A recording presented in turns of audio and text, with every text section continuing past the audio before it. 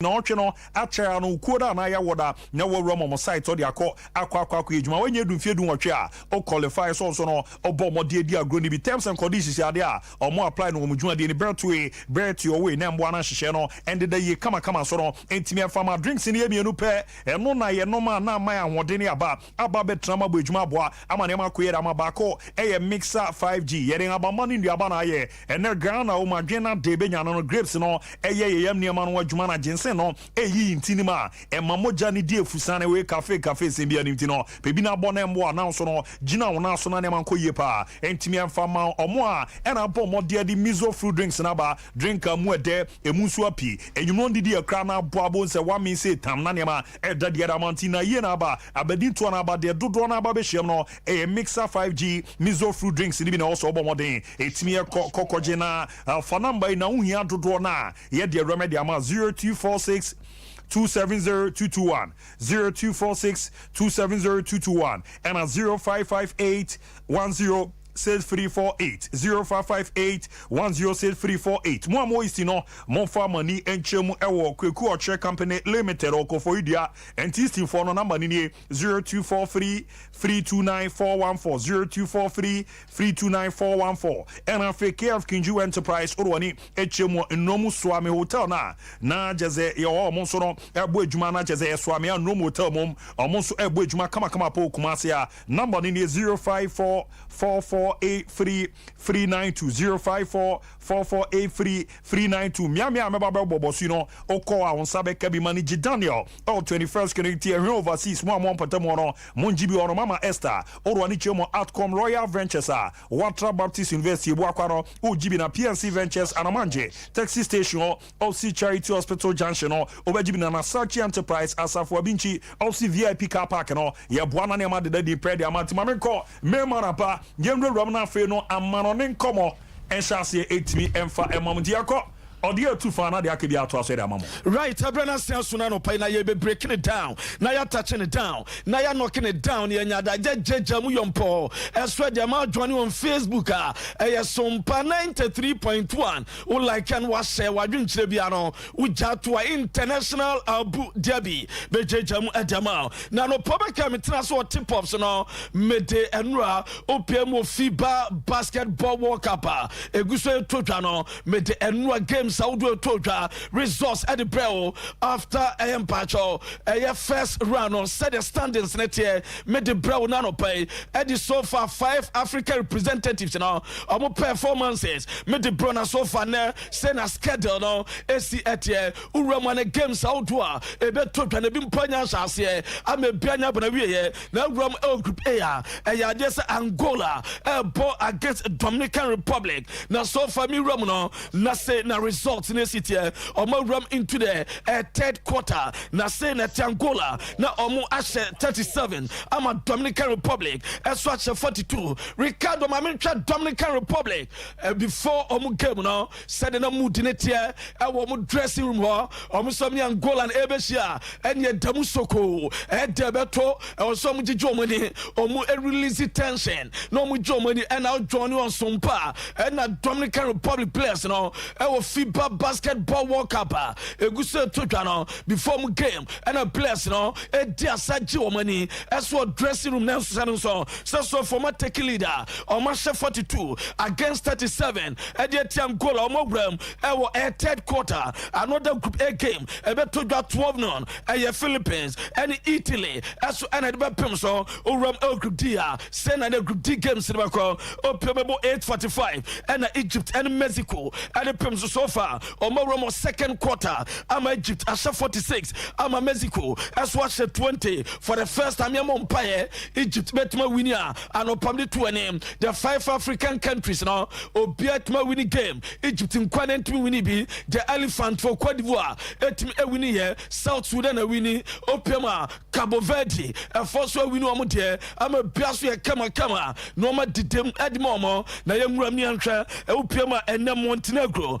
any Lithuania ɛso bɛhyia ɛno yɛ 12:30 na wiei ɛna game bɛtotwa opiam group E ɛno ɛbɔ Germany ne Finland game na nya brawie ama Germany ahyɛ Finland ɛwɔ FIBA basketball World Cup no na bana na say Germany ɛtimi ahyɛ 101 against 75 resource piam no and watch about 11-10 Australia and Japan ɛso de pim so Lebanon and France ɛbɛbɔ and watch you pima and your group H no Canada and Latvia and also 1:30 and game the betma toja and no idea by me jejamo ɛso de mam ene anopɛ odwumadi no sɛ mami ngram na me nya adwuma bi Australia and nese opiam nsɛmpi ba on say US Open qualifiers no adese omugusu eba na ograve Novak Djokovic yengramo round 1 nese urama midnight session otimi adwuma ne French tennis player your friend Alexander Muller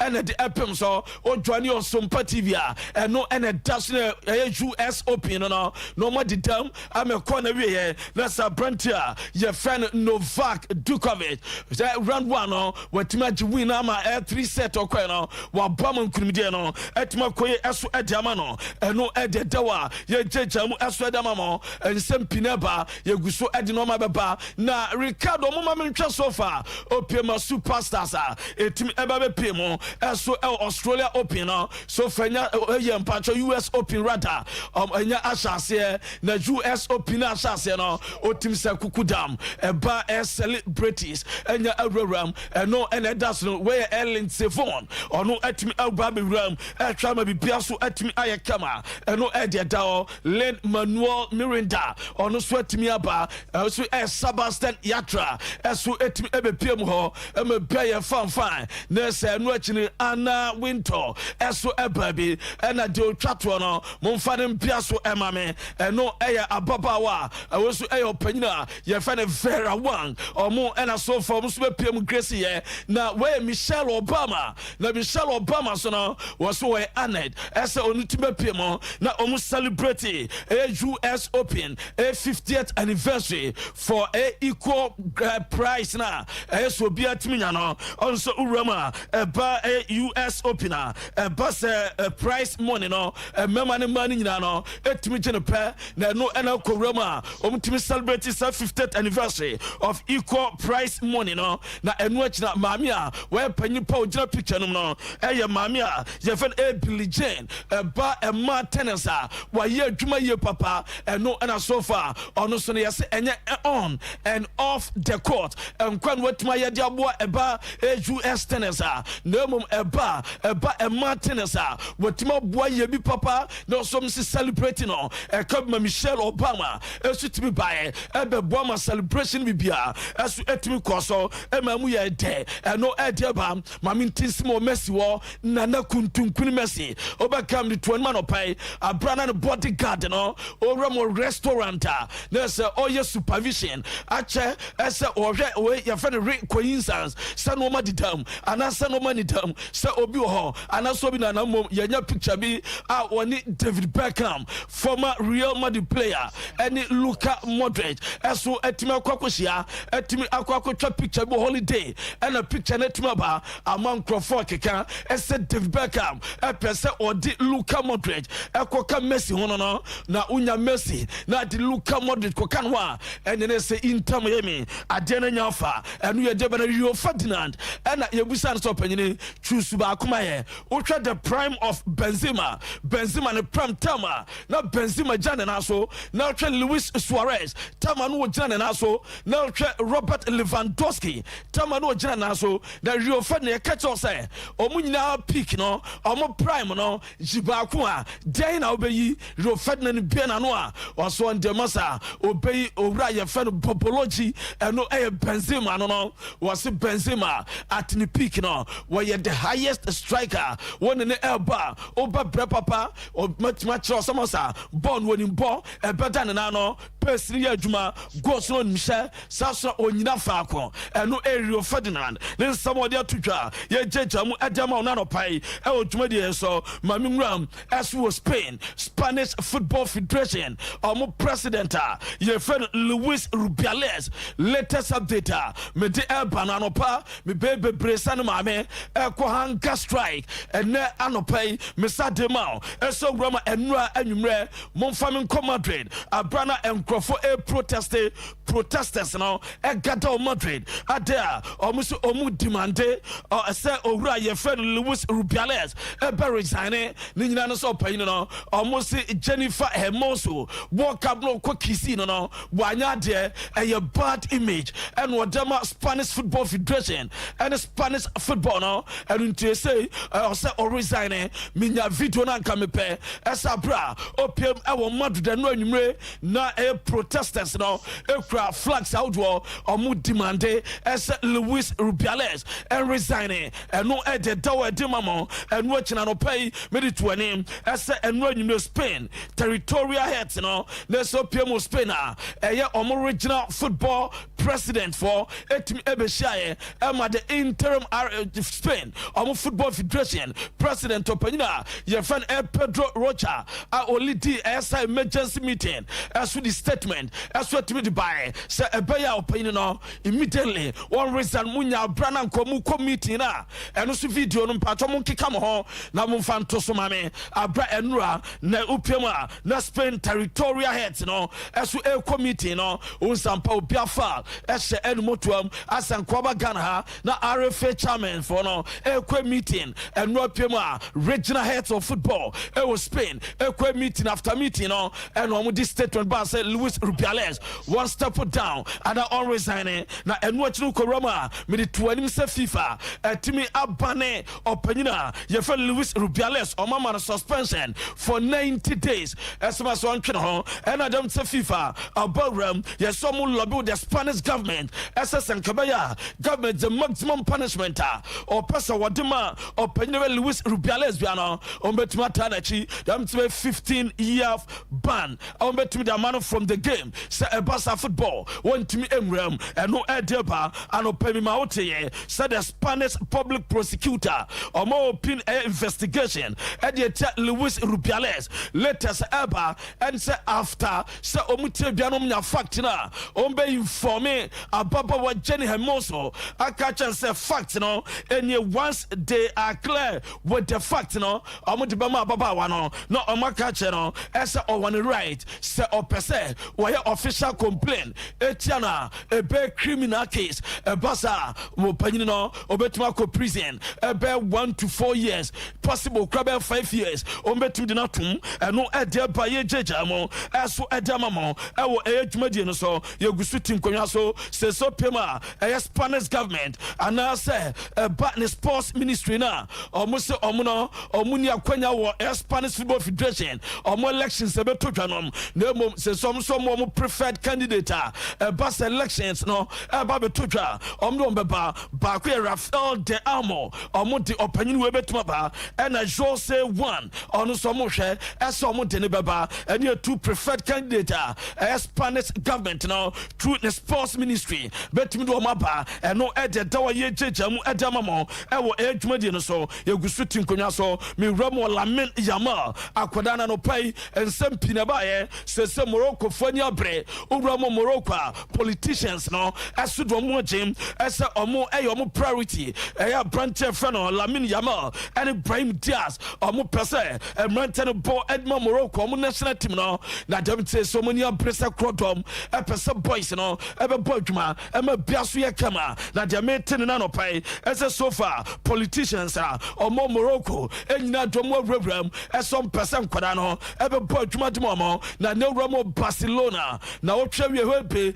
by Friday akwadaa fa Lamine Yamal ɛna Alejandro Balde ɔmbɛtumi asign ɛyɛ ɔmo contract renewals no ɛde ama Barcelona deɛ mete ɛne sɛ Lamine Yamal ɔbɛsan 3-year deal na release clause no bɛ 1 billion euro ɛna ɔmo de bɛhyɛm ɛno akyi Alejandro Balde ɔmo bɛsan no 5-year deal ɛna ɔde bɛ renewal no ɛno nso bɛbɛ na yɛ 2028 release clause 1 billion euros ɛna ɔmo de ɛbɛhyɛm na ɔmo mmienu nyinaa no ɛwɔ one agency ɔpanyin ɛfɛ no Jorge Mendes ɛna agent ɛde ma wɔn mo ɛno ɛde ba na Femi Lopez ɛso yɛ akwadaa bi wɔ break it through ɛwɔ Barcelona wɔba senior side na Demente ɛsɛ ɔno so no wɔbɛ officially wɔbɛsan a new deal ɛwɔ Barcelona ɛnɛ ɛno ɛde ta 5-year deal ɛna obesa kwesi 2028 just 20-year-old Femi Lopez eno ede fro eba ye jeja mu edamamo ene e odwumade so na Florentino Perez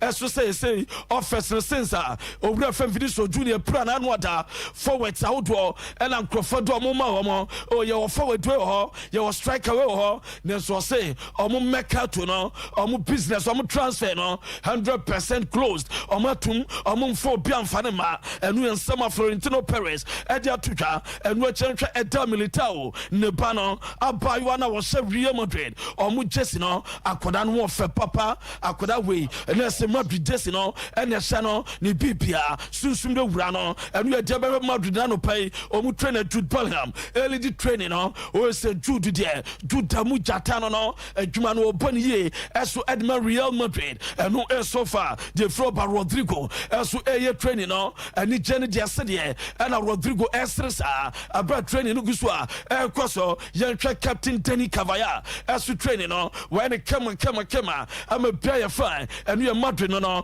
enu achine enu a La Liga game pa kwa kam no banana se Rayo Vallecano atrom Atletico Madrid etwom kanso a omo 20 Antoine Griezmann Kaura fan Memphis Depay Molina Alvaro Morata Angel Correa and a Brante fan Marcos Llorente omune se goals nso Edma Atletico Madrid abro mu demolish Rayo Vallecano eno edeba ye jejam edamamo ene anopai mamenye adwuma kakra eso emfamamo ene exactly 14 years ago Misunkuma Lewa Ronaldo born first game the debut game eso edma Real Madrid and their Kenya history 438 games 450 goals na oye assist no 131 Champions League waje bako eso at emamo Club World Cup waje 3 La Liga 2 Copa del Rey 2 and a Super Cup or GP eso Edmom Super Copa waje remand all-time top scorer and Msunku Malewa Ronaldo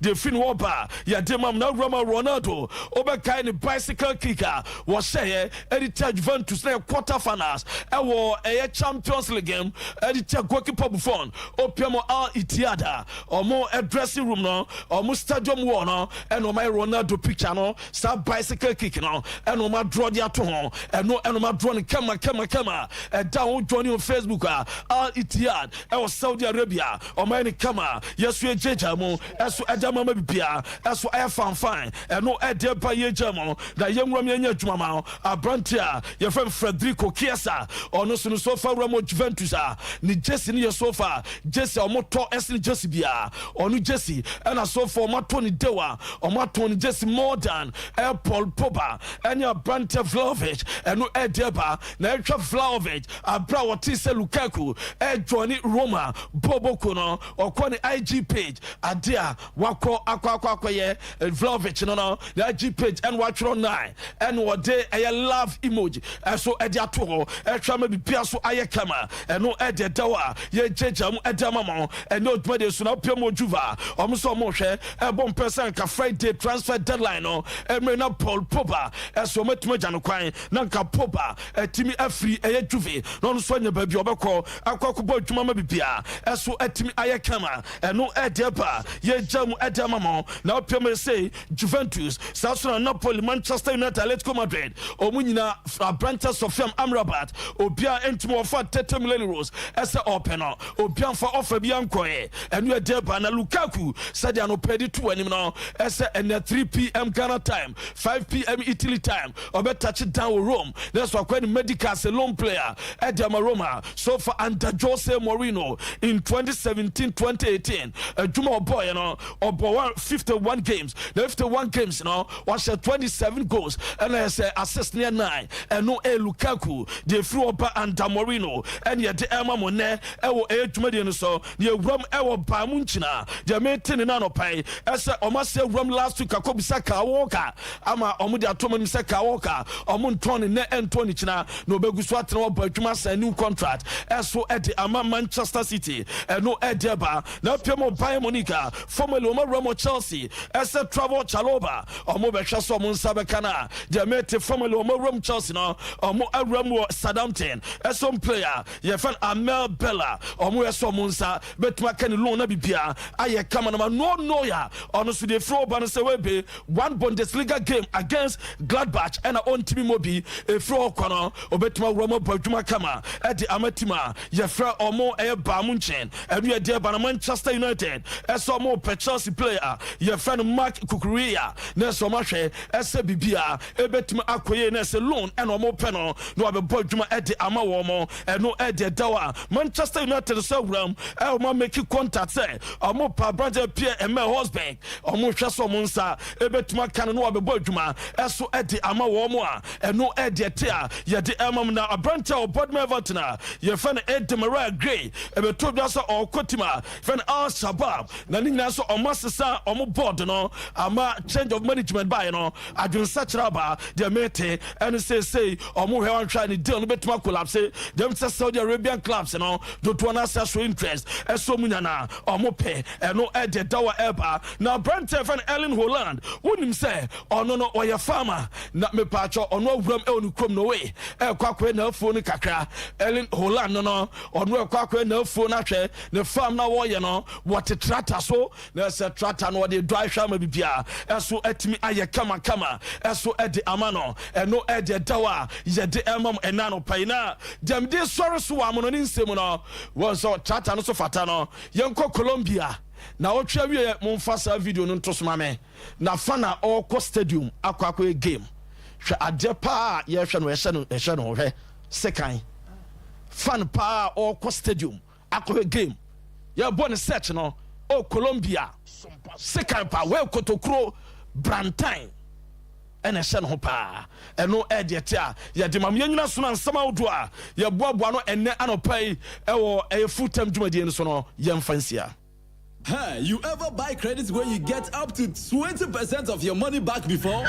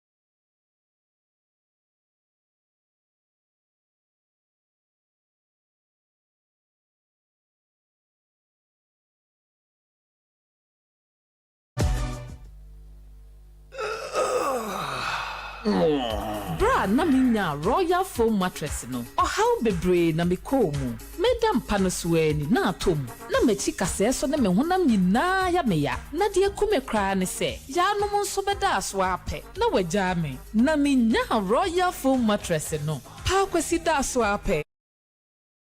Congratulations, dear. Me fa no kwa. Asedan komo Royal Foam. Quality mattress papa fi. Oji aware Royal Foam. What manane relaxation aye de. Awoto so a wunya wo mu ne se. Royal Foam mattress eye papa. Eche ye eye quilted mattress inti. Woda so a ama wo na ye foam. Se woto mattress free Royal Foam a. Teche wo free pillows. Royal Foam aje abasobode e wo 12 Ghana Business and Financial Excellence Awards no. Yet on quality duvets, curtains, beds, ne carpentry foams ahodo nyina bi. Hwehwe yen wo Royal Foam showrooms, any sales depots a ewo Ghana fana nyina. Frɛ 020-227-1000. Royal Foam, rest assured. 21st Clinic yes sciatica expert. Sciatica no o nerves na wo to ase na fa wo siremu. Na fa wo nansia besi ase ho no se ho techema eno ene fa ne sciatica na etimi bubu oto ase ka wo se dwe wo sirem wo je ho ba bia enye na no na 21st Clinic ba ye adwuma pa wo mu yenti abaso bo o magye no wo Ghana ha ene amono ne enya asem ketewa wo mu ji international awards ahodo wo mu ji local awards ahodo na anu nso na wo mu bie the only sciatica research and treatment center in Africa bibrim ha no ebi ni ba bia ji se 21st Clinic nkoa wo mu de bibiduro ene besa o yare no masa de machine aka ho yare sabia yare bia wutimi de ko ne mama ade ba ko a wo magye di wo mu pa no sciatica ena stroke nso de kwa diabetes ne hypertension ni ade Ghana ha ba bia wo mo ho 0540-311-311 0540-311-311 na 21st Clinic wo mo sciatica expert.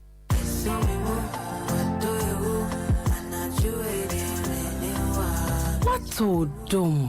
Ama, afei na wo hwehwe do. Oh, medofopa. Ntawantawa bi wo ne udofo ntemu ana. Oh, odo somemo. Odo somemo. Oh, Jai. Sonim se medofa. Oh. Jumedie ibawa kwemu ya wada na jubia. Efri nundu dikosi dumienu. Ewo Sompa 93.1 FM. Kaise eye odo somemo. Metro wo Jackie movie. Yeah.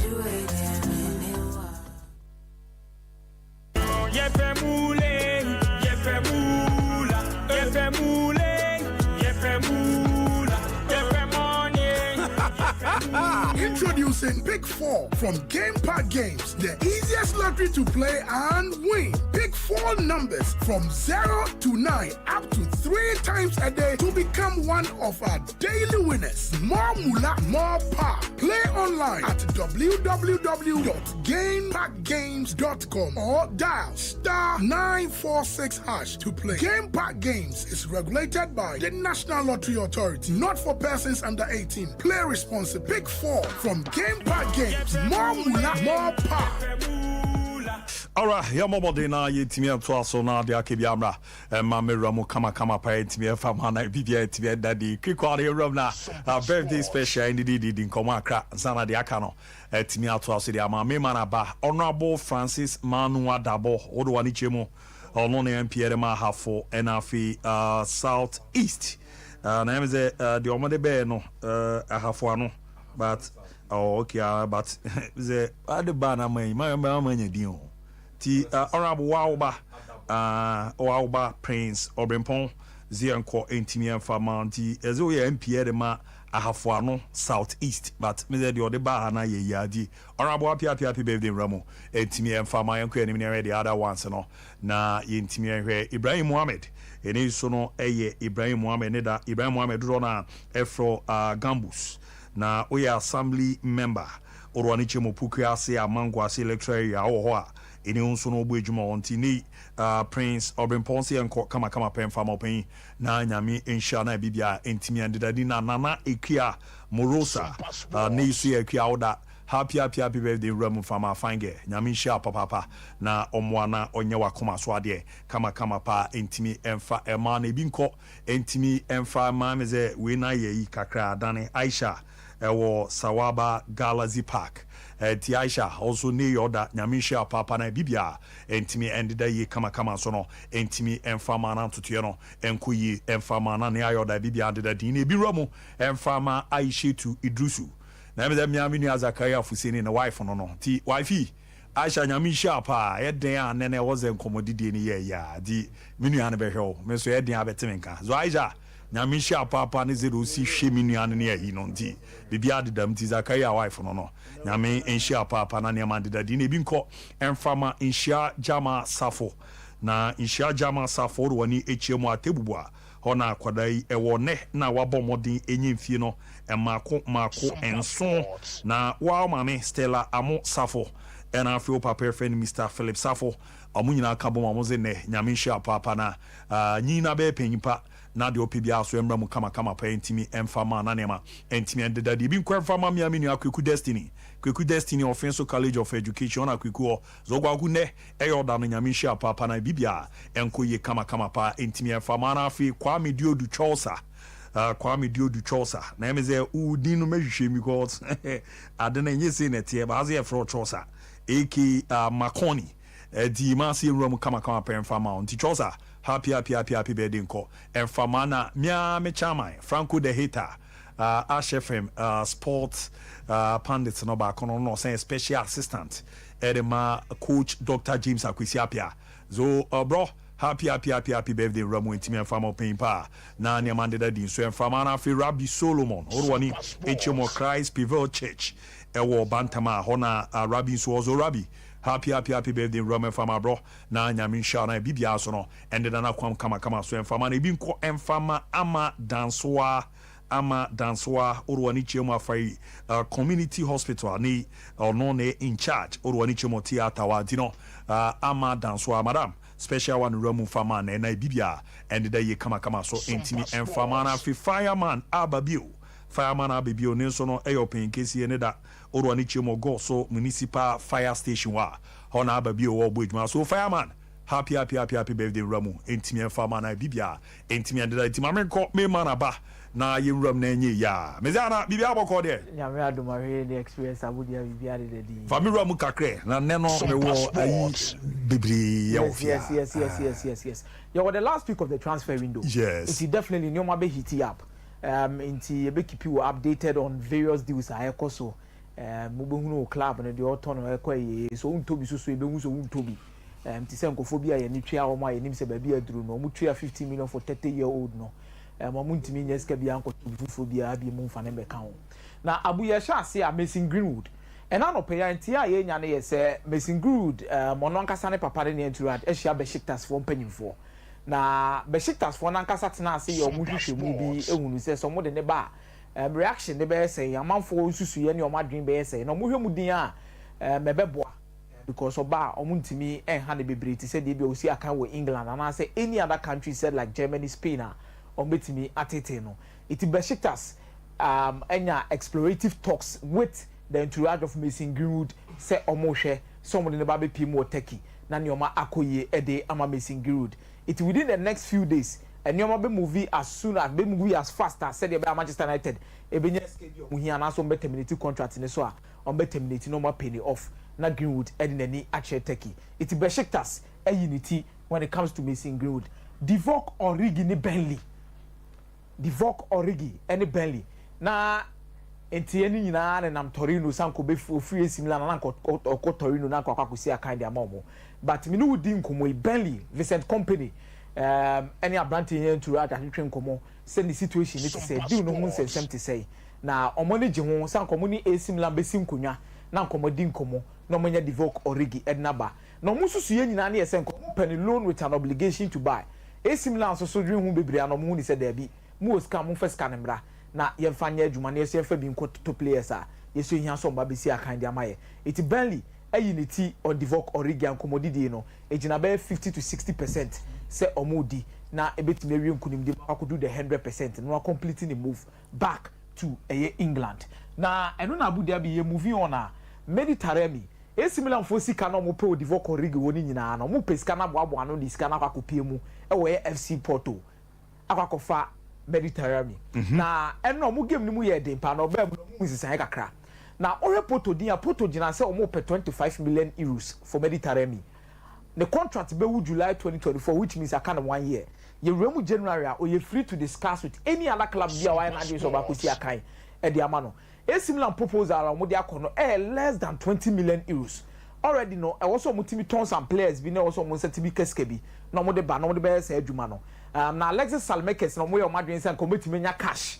E de free no mo no ni co loan. Na enu ni gina in and around 500,000 euros. And a season long loan and Abu Dhabi. Omo he ni din a anhwa entimi M1 nti also mo ma divorce origi as soon as possible na omo setimi keska na mo fa Mediterranean e ma ne call deputize Olivier Giroud also Ibrahimovic ko ana mo se dani striker bia ono so tete achi obetimi aboa it omo ni abre say by the close of the window no mo saka origi sika na mo de Mediterranean ho na mo akwakofa na the domino effect of Benjamin Pavard any other center back Bayern Munich could love to get na entie wo ni de won the contract ni mu nie Inter Milan 30 million euros plus 3 million euros add-ons. Na no na chi no, the gross salary a obenya ejina 7.9 million euros. Na the etia free and they so sign Inter Milan this year ya ekosi next year January obeje 7.9 million euros and I say the following year need say o sama mo believe say o first year no ana normally na tax free. It will betimi abono aju sika by free 2024 sama na ekono ana net no ebejina 5 million euros for Benjamin Pavard so sama Inter Milan catch the Bayern Munich so more up to 3 o'clock ene so man sort to almost out no man pay replacement no man brand na be see account farm more o man already said deal no they will call it off omuntimi ntwen it ene by 3 p.m.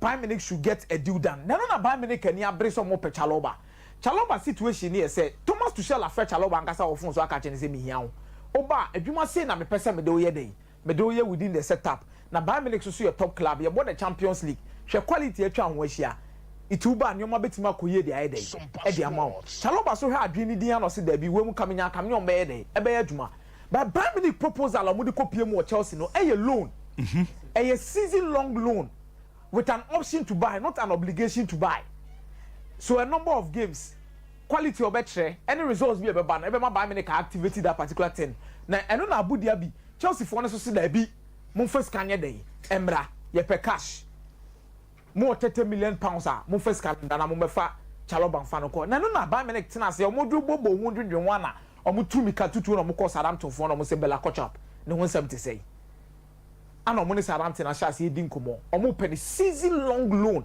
so mo sabe ka Bella Kochap so we don't call no call the say Germany one and call it is a Chelsea gina na still na omo insist say ye pe cash ye pe sika ye ton a they will move for Bella Kochap and make sure so many season long loan na watimi aba besia unless Chelsea agum and our price need to do baby Bayern Munich feel comfortable with it then they are going to pay for it's between Bella Kochap and Chalobah but the situation surrounding them no aging a season long loan with an option to but now Romelu Lukaku abuni deal ni de tie wo mu ni Lukaku ankasa na oje 12 million euros per season now no se be kan obi deal now o hwe ni din a the contract with Chelsea aka 2 years the salary no what so dey about 7.5 million euros eno ana Chelsea ni year so ma ko cha atwa na enye Roma deal ni nko na affect the next 2 years no Chelsea na ankasa ho na ankasa no so ko Roma no 1 year no sa bakra na 7.5 million euros na eno ana mo sa de share Romelu Lukaku mu contract ni say release clause 43 million euros which is around 37 million pounds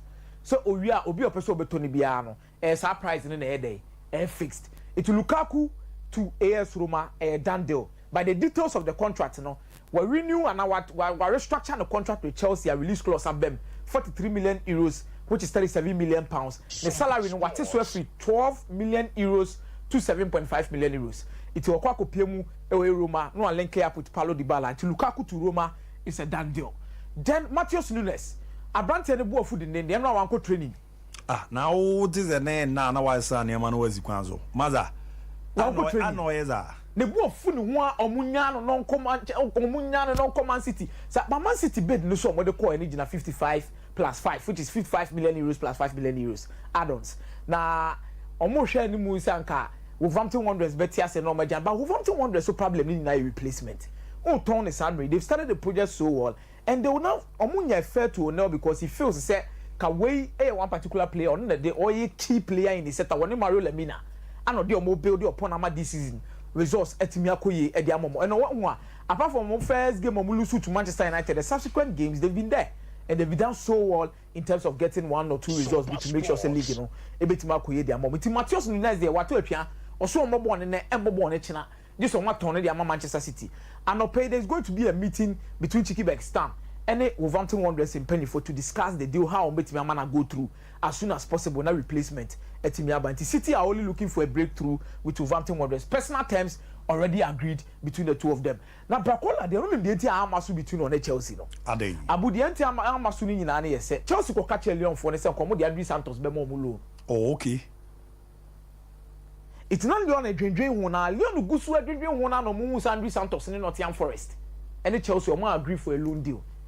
Ana Leon for say sa muni aba be di nkomo sanka mo pa brante di ke enye ni nkomo bi ni ehun kwan be fa so ani nyina betima koye mo antimi ani mo bo hye so dia todball town for Leon for no kra omo say omo mfi no eti we no the deal is off assistance when it comes to Bracola and now no pay ya Fulham are confirming Timothy Castagne omo confirming na there has been an agreement between Fulham and Sevilla for Lucas Ocampos anopia Oma agree but ni nyina agina boy no say boy ne beka se me dey beko will you choose between Champions League and the Premier League omo believe say Sevilla ebebo the Champions League last season it omo hwe mu say obetimi ama Brennan Johnson Tottenham discako or discako no ma prato nche say there be ye man be say aka it's too late in the window despite some Nottingham Forest will need to sell but they need money in and around 50 million pounds, which Tottenham Hotspur is not ready to actually give. Mark Kukurea looked about stories about him concerning Manchester United left backs. And Abu, and you know, one player Manchester United, they share chiefs about left back. Nicolas Tagliafico, Marco Hon, Marco Spinazzola, home. So maybe sure so many left back or experience. So bit Marcos Alonso. Omu yo Marco Busa say omu 70 say. Oh, they ain't up. Abu we de komo ma Val Fernandez read the good alone now.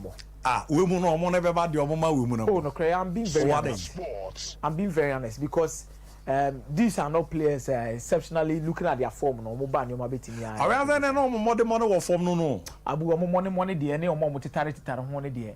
And me say the issue in about Manchester United push any agency necessary to push that particular deal. Manchester United approach Tottenham Hotspur. And I say the agency of the boys here there be Manchester United priorities players too in terms of a moment for target.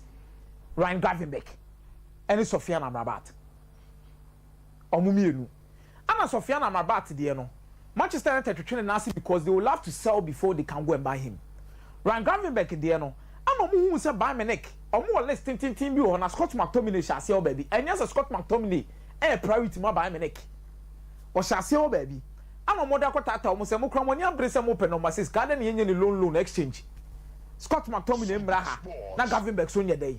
Emma, and a Bamilis cut so the Munyabo to Montanas and Omonia brace and tabac. They want to deal with Benjamin Pava issue. No, Omuya will come to that.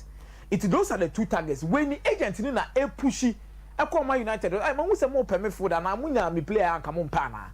The experience in the Premier League, Manchester United, Munyabo Tre, Munya baby in Chekakra. Toy and I see it, me who cry and I say decide who are left back now. We will come and see who we want to bring. But Abu, between the three of them, Sofiane Amrabat and Gravenberch, Pierre-Emerick Højbjerg, the right profile for Eric Ten Hag should be Sofiane Amrabat. Mate, medal sepa na betranse. Eno be lawyer juma me. Why na ye didn't come Bishop, bibia boko de. Oh, Mira, eni kum kakra so no. For drama bibia. Meba na wa baba be because I don't need the onoma sa e be fa osisi ha. The last time and Lubina economy won't say baby no. Lucas Travel Console say men can franchise akoya ne dame me the ma say. O preso ko amano ne kokusua de kokko yi djuma e kokko tena ho a ye bo akwa Sanje scholarship man ko e kokusua de ti amama bi say Canada, USA, United Kingdom, France, Greece, Germany, Netherlands and afi baby etis Australia ni nyina no Lucas Travel Console be do anim ne de akọ akwa mo de man komo ne ye de no ene so romo maso anya afi na sikasem bia oni omo didi nkomo se hana mekwa ye be shase aye hu adwuma kama pretimi ye da visa de ba ya pe na watwa usika ti sa prepare omo nkomo no esi etie average so hia passport, birth certificate na bank statement a omo na manofa ne omo ni nkomo be ne abo anansa akam 0534 543 210 0534 543-210 pomo atema Golf City na avezi akonya dem zenne no yehwe na yafa nkofo e wonim de pa wadwuma we ho zenne oye marketing manager, salesperson, nonso ye receptionist, oye administrator, ana oye shop attendant, ana house help ana oye accountant a mona marofa na ne omuni nkomo Ghana ye bebo na ya mo adwuma na ne ma deda ye kama preti miera maka ze Royal Foam mattress ye wo bi no ye da Philippa ye da so a ye ho to ye papa izanze emu eden na adwuma na e bono so no ya de ano eden nya fe na me konye me ya ma chie me ya me sisi me ya ma basa ye me ya bia ni nyina nso mo de no so to a elastic nti se ne tie wato mo product ni bi ne ye boa etimi esan ye nhihye ni ye e di pillow ka ho na ise sunya papa da so afa adwempa de abobra pa na boa ma ne ma dadin peda mo dwuma pa nti omobo mo de 16th Ashanti Business Excellence Award no I organize on the 20th anniversary edemo 24 to the second no omoji good award o no echi omobo mo de 12 Ghana Business and Financial Services Excellence Award no omo sign kokokoja award Royal Foam Rest Assured for number no air for pana ba bi obi ano nya bi na mwa mantoto en ko yie pa Enfama 0202 27 1000 0202 27 1000 menko na yento aso bi yo yewram police headquarters na men champion for mo nyina IGP na no mini IGP Shaw Lancaster can go into the kama bia dadin COP tete huno onen panyin for mo nyina ye chamo modwuma di amudi na so ni ye Ghana police mu ni madwuma monyere mo hona bibia ntimi nkonkan na bambo aye penu aman mu no ntimi nkoso futu IG odema mesoso masom me de be ye adwuma ntino me da CP anopa me chaw so nkokwa so kra IGP dampare adwuma so ani boys 1 or 2 bo fi ha echi no omo asem na me bankan IG e ka ho asem kwaku semina me Manchester United I'll be very worried. Are they? Chelsea are spending sikapa, but you don't see the quality they have in their team. Yes. Now, no more resist issue no officer. By force, say Obi Bob Ama Ten Hag than was a Manchester United fan ana. Oh, David. I mean, why? Who is in charge of that team? Why they earn the money? Yes, I know, man. I mean, who does that? Are they bibi o me ha adwan? I mean, who does that? And then Manchester United say, "I'm let back a bra. I'm here emergency supporter Nicolas Tagliafico no mope." Look, mo fa no man to China. Agrobit mani perform. What I say? Huh? Oze bi ono ye comfortable. There is a credible link between them. Memo bi and that. There is. Nipa learn there friend texter. I've just texted the secretary. And upon me who said na minim because God minim. Look, they no mo pay. Or pay here beg because only how beg you more by Munich.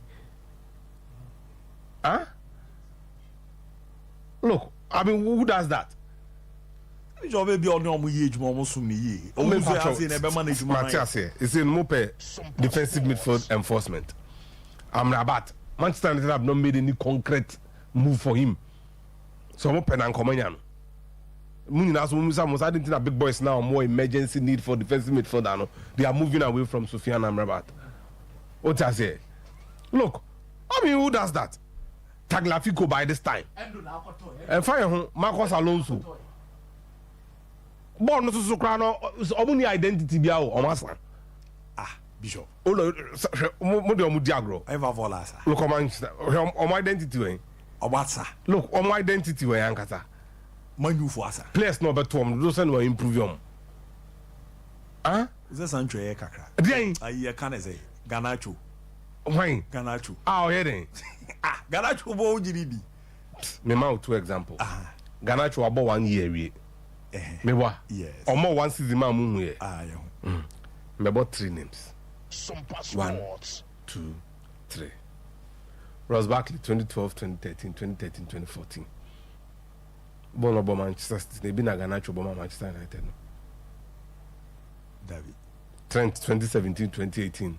Born about Liverpool. In the first year in the senior team, say me na me Bobby no me opposition. He been a muhu. David. Look, he prides himself in grooming youngsters. I don't know by one member don't even the big money man ball. No, the year you might giddy baby no. One kind of crunch down. I did him about. Problem ne pa ne say as a Omahia Mane to talk. Exactly, the sporting director. Look, he has a sentimental attachment to players. Dutch people, German people, omu failing back on no. Omu wo dom ane broso. Nta me fe club loyalty man. Kwaku, o ye team. Team na nya nyina e. Referee ne ko wi Wolves for no. Sompa Sports. And Manchester United show mo the other time. Because referee Cronford because ya one penalty ama Wolves for no. When we have seen say what Onana did was a penalty. It could have been another story. It took the players to take the game. So because a Manchester United coaching structure and they share Nottingham Forest. Me at Amity structure now. Ten Hag, please. Bishop. Ten Hag, a coach say, please. Born now, no. Monche me baby, I see your coaching structure. Say structure we and could do. Bishop, 2 goals were from set pieces. Sit down. I'm giving you an opportunity. Good. Sit down. Bishop. What was the structure that you used to get the comeback? To get a comeback, 1 through set pieces. What was the structure? And I'm saying 1 through set pieces. You scored 1 set piece goal. We scored what? I would say. You scored 1 set piece goal. 1 set piece goal. And then the free kick in our boy, ball rehearsed from the training ground. Casemiro Kashim. Now, me no mo hear ball no me hear second 45 because na me ye juma or politics no so. In the second half, time I bet na hear ball no. Munya 5 corners, not a single one. Was it 4 or 5? Because now me mark check. Not a single one resulted in a goal. Until I want to see the structure. Mukochi say, and I decided say mema 3 abam finfin, right? Diego Dalot, please Meba. Calm down. Bishop, I'm not mentioning names. Meba, please. I'll talk about the structure. Allow me to talk. Your coaching structure. And there should be. Meba, I'll talk about the structure. Nipa nebe executive structure. Ntinya botre kwaku. Me say me na about say e club wa ya di o. And no coaching structure we. And no be we no dinya results we. How did you execute that? But na meti for Suntibi. Ojam, normally the structure Manchester United used in the first 2 games, never 4-1-4-1 with Casemiro, the only source defensive midfielder. In a game against Nottingham Forest, or try with the 4-1-4-1, trying to push Eriksen further up the pitch, but corners 2 and a TCHU. So he decided, said, let's stick to a more 4-2-3-1 without pushing Eriksen much more up front. Who was the target man in that? Meba. Oh, Meba. Structure home come on amidi no. You didn't pan execute structure no. Me free 4-1-4-1. Ebe ball 4-2-3-1. Christmas tree no. Why na here 1 no? Said for the 4-2-3-1 up front. Yeah. In terms of the one, Anthony Martial. Thank you. The supporting cast no mujina the same. Anthony Martial supporting cast. Ne Marcus Rashford, Bruno Fernandes. Anthony provided with not necessarily a close attachment 3. Marcus Rashford. Bruno left Fernandes. Or right? Marcus Rashford was left. And Anthony. Anthony right. Great. Bruno Fernandes number 10. So most of the time, the link up at the right hand side is also supposed to be a triangle between Bruno Fernandes, Anthony, and then Aaron Wan-Bissaka. The other side, Diego Dalot, Marcus Rashford, and Anthony Martial at some point when they want to build up for the left. Thank you very much. We elastic for how many minutes? For after say goal they were pressuring with that. You started game, you find no you consider 2 goals in the way, no. We started with the 4-1-4-1 again. Said about Eriksen become more up front. There was a huge gap. It's in a corner by a bunny CHE or Moko counter attacker. Until he decided to go with the 4-2-3-1. Make sure our structure no be used from the minute Man United consider and no better take on. Fantastic. Now this is where my point of dissenting comes in. 1, this guy is not improving the players. Or improving United players. Look, me share that ball more only more. The United players needs far too bigger a sample. Sancho no nyade. How many coaches now bow on say onyade? Sancho. Onyade if you don't remember munina so onyade. He had some fluke performances last season. We felt that was it. But this is not the Jadon Sancho we know. Now indeed. Good. Donny van der Beek wall. Now indeed. Anthony wall. Only a players or the mobile or about 1 year man. I'm about Lisandro Martinez team. So no power. Or bonne thing. You watch Lisandro Martinez at Ajax. Did you see him? I'm sure. Is his performances here an upgrade and they know what? Holland Honor. To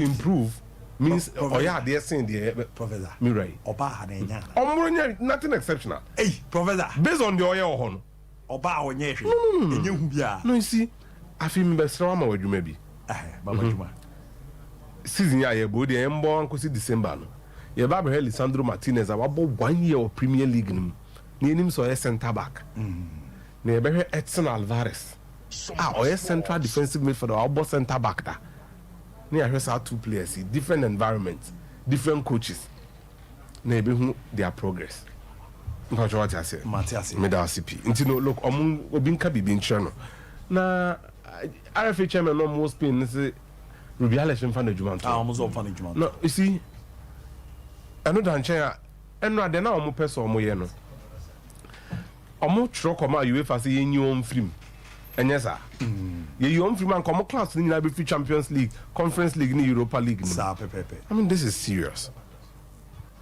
another nkyere the Spanish prosecutors are also investigating Nomakache, Hemoso, and Kofoso Montana. If they establish enough evidence for a prima facie case, Omakache and say on press charges. I mean, this thing is getting murky. Nimamia locking on one, sorry them, and then you Rubiales. A whole lot is happening. But the massive be two and the man no pay. No visit because he's here that in your night. And no pay now, some Usum Kakra because the Soko United, you fear now. Bibian Waubeck, say, and no. Na in the moa hwese ne police for be din komona bibia why that's why say akoya ele wonderful abele le juala ba le titra le chei biyo mira be ba why me chon ja potre pa ba why titra se chwe be me ko be ba bi go fi o be ba ai ko ba bi atra se chwe be ba na be ba sara ba ko wonderful na ndi ko tu de ya to wa se ba be ba why asra kase you go baba Game Park Limited o wadaro we baba betra yi adwuma no etimi ere baba kaze akrade a edi papa tu fa won shime wo so ro won shime na bo ma ne ma da yi pretimi ere ma we no eye numbers obo modern select mu 4 zenore na hihye na dadin pa etimi amantie from 0 to 9 10 numbers no wa hwemu abomode yi mako nan a ebebo ti se netie ukita mobile phone na tablet ade ane so bewramo na wa download the Game Park games on app no Play Store na apo na ma dadiera ma na be come site www.gameparkgames.com www.gameparkgames.com na abo ma na ma koye para ma pese yes simple a obeda star 946 hash star 946 hash we ramo all networks no wa bomode na wetimi eyi numbers for agidi se beba you straight to know no cheso predict se beba 1 2 3 4 you obi so atimi predict se numbers free no ebe apie miensa anase puna ebe apie mi no also no wo show odiska to acha be diska bebre na omon hihye mu no omopezo odinya ska bebre nti omobo modern a also no na anase puno nyomutimi etwi draw no mpre no mako miensa anopa no ye 9 o'clock am wi ana ye 12 pm na afenwumre no 6 p.m. live on Adum TV no ram enely adwoma tumti dwumadi omudi ni bia no dwumadi adamufu abo manema dadi so no etimi adama di dwumadi sonko aba live on Sompa 93.1 timepacho senete bosomi aba be ram ne de to sonson ene bomodi etimi asase on the 7th September di da so no odo somimu di ne ono kanchema na kiskibi onu kunubi ona se how kakraba amamuntamati makasa ade abema odabo mpaya se nyameze binto da ne so be ya da kwa eza ya na brepa di ya brani aboa na nyesiesie ne kama pa etimi edi amana afesuru nyinya ha nkitinkiti bia ode ana se mre no so a odo so mimu no obobo modena wetimi edi awram na aboa na hyehyɛ no adadi etimi ramanti on the 7th September 2023 asada na ya woda no ene ebo mode etimi ahyase na ya woda bia no yetimi esend awram etimi ramanti ya najo nondu ekoko rama no pa dumie no na eze 10 o'clock pm to 12 am ya woda bia after 7 September maiden edition aba nyaba be rametimi ramano na waye ne sana aboana ne makoyi pa etimi ramana ne boss Ghana any Vodafone Ghana semenka emfancho ze yam no wayusu ache era fe du bebi so a o smartphone na nshara nya papa ntu sende ade kra obre na tirie any boss for semenka encho zo mo Vodafone aka edi abuma ye ba bebo ama wanya phone fala kra na mun komo no ye simple yezi no cheer phone no de opa na wa bomoden deposit kakra o de kakra ato ase ane ama bosome no mako nan a da bia no betwa nkakra na onhihye mu no opa na otwi bia no obetwa nkakra saa akwa kosi bosome ne 90 no enhihye boss Ghana de aba etimi aba be romo omozi ne smartphone no na jezo opo modern PBS kana betwa no bears 353 Ghana cedis na why sa deposit de aka no wetwa ne nkakra de me ba cho opebi omonhihye ni ye no betimi romo ewadum baby ti se so American USD engineering department no and after Vodafone shops ewo Kumasi Vodafone shops ewo Kofori di Accra ene takra de no akwa kuroma boama ne makoye para Amazon kran no okwa Vodafone shops no ye obi o Madina ena ANC Mall East Legon Accra Mall Junction Mall and after cantonment and osu ye be boama ne makoye pa netimi era mana bibi na openchemu a obetimi akọ boss o head office o ro ani chemu adenta na jeza bri kwan no so ana betimi afre boss Ghana omo headquarters number we na ne omo di nkomo na wa che so omo hihye pa no omo di aba no opeso nso no odu hu hye 080 025 5255 080 025 5255 and 0243 323 148 0243 323 148 no owura mo office midi kanke ebe boana nema de di impretimi edi amana yesi a boss mpemfo na reso menya sales agent Kumasi Accra takra di kofoidia no mo ne o ma yejuma enti no betimi afre regional manager na kasa o intro so ma na boana nema de di amount 0208 484 141 0208 484 141 Boss Connect get a smartphone pay small ntia no enhihye omo Vodafone Ghana de aba be rameboa mane ma dade de ma be up mira ya rakra no so wonderfully akwaba nje oso hina Sompa Sports adine video ma ya ogovi ma no gubo wa brubru a ne no baba be di komo na ya hwe Ghanaian football no sere niama esie ko di mrese no betenenka be up media o say enra didi nkomo kakra na yedi ani ko fa nkomo epezo tie ni na teze nsema ba ha dwen kakra o Ghana ha kakra o say e ma Ghana fo nyina ati ni aba ne say the Ghana Police Service is actively investigating an alleged plot to kill the FA president Keto Krako. Say the kasane say Ghana Police Service post for mo Ghana no mo ye nhwehwemu efa pobia ni pasusu say abo Senkobi enkokum GFA president Keto Krako. Sompa Sports. Laughable. Mira ya sembi. Cheche mu. No for why is there in the kwade. Nano ya wada. Rira Wilfred Osekweku Pama or Tetema. When you fear no nya telephone call from Ghana Police Service say omu hia ne fiada our police headquarters if you say obi I complain ama omu and I will tear on naso say wabopo say opese odi obi boni nti omu hia ne fiada a etwemu na no no panyi ti asem no ne timante no no friend lawyers no di nkomo na ne lawyers no efe Ghana Police Service panyi for the two and him say if fiada na omo pe wo further say Kweku Pama no munya no ne mom juada obeba eyenra yiro say Kweku Pama nsema make nyina the context behind things oyare okay ne ho mfa no He almost died. Yeah. Oyare pa afina nyame adom waba fia ne ho toto no kakra. Nti kasa ne nya mu fiada no wanko. Enra juada enokoe. Okoduru ho a posi mpanyumfo de natenase atoto na no okọ no nya ono nkwa no okoe ne mpanyumfo atwotwo wuro enekoe nipa beyenum konsia ene di echi koe na jese ahom kawum ne ira kwesinya ntechi ka ho bi.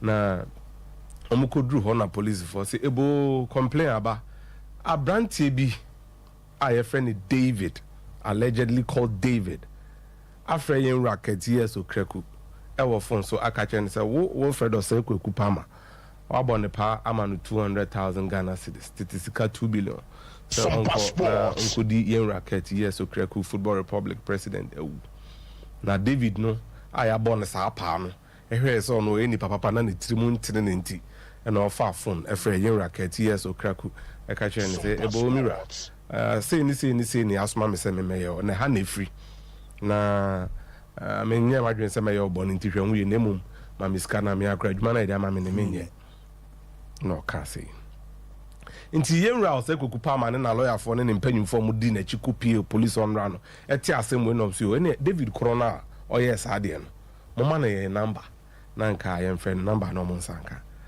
na ewu mu ane se yenra kati so kreku is believed to have filed a complaint Sports.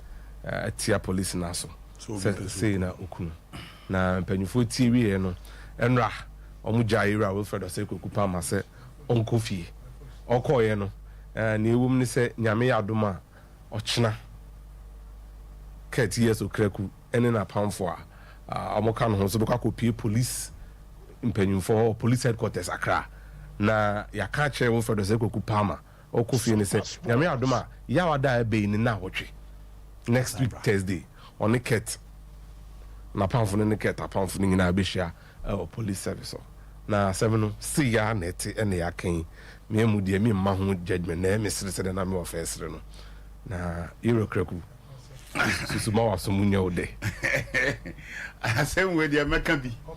Coin them every common na me no be di ne door so but we na aba na yemfre no But ma menya amamre ma menchie otumfo asante mawura so na ma wonim se mkrom ni wo shi am South Africa de me krom ni na minchi anatra nkonya na asante hima o de natra nkonya mire nim kase because am no doso na de wahwefo na wachiefo nya bibia wonim sa asem we bi atomda asem we no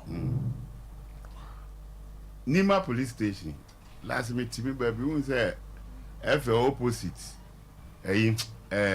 stadium opposite shell area parliament on yet tonight you try to sit together and rejoice star nti wo ha manya call say memra police station amania be are memra no bia be report to me nti me call be me nri ho 7:30 na mo because me ma francophone country 12 years police ni frɛ wa sɛ kontem nkoduru ho amane abe songo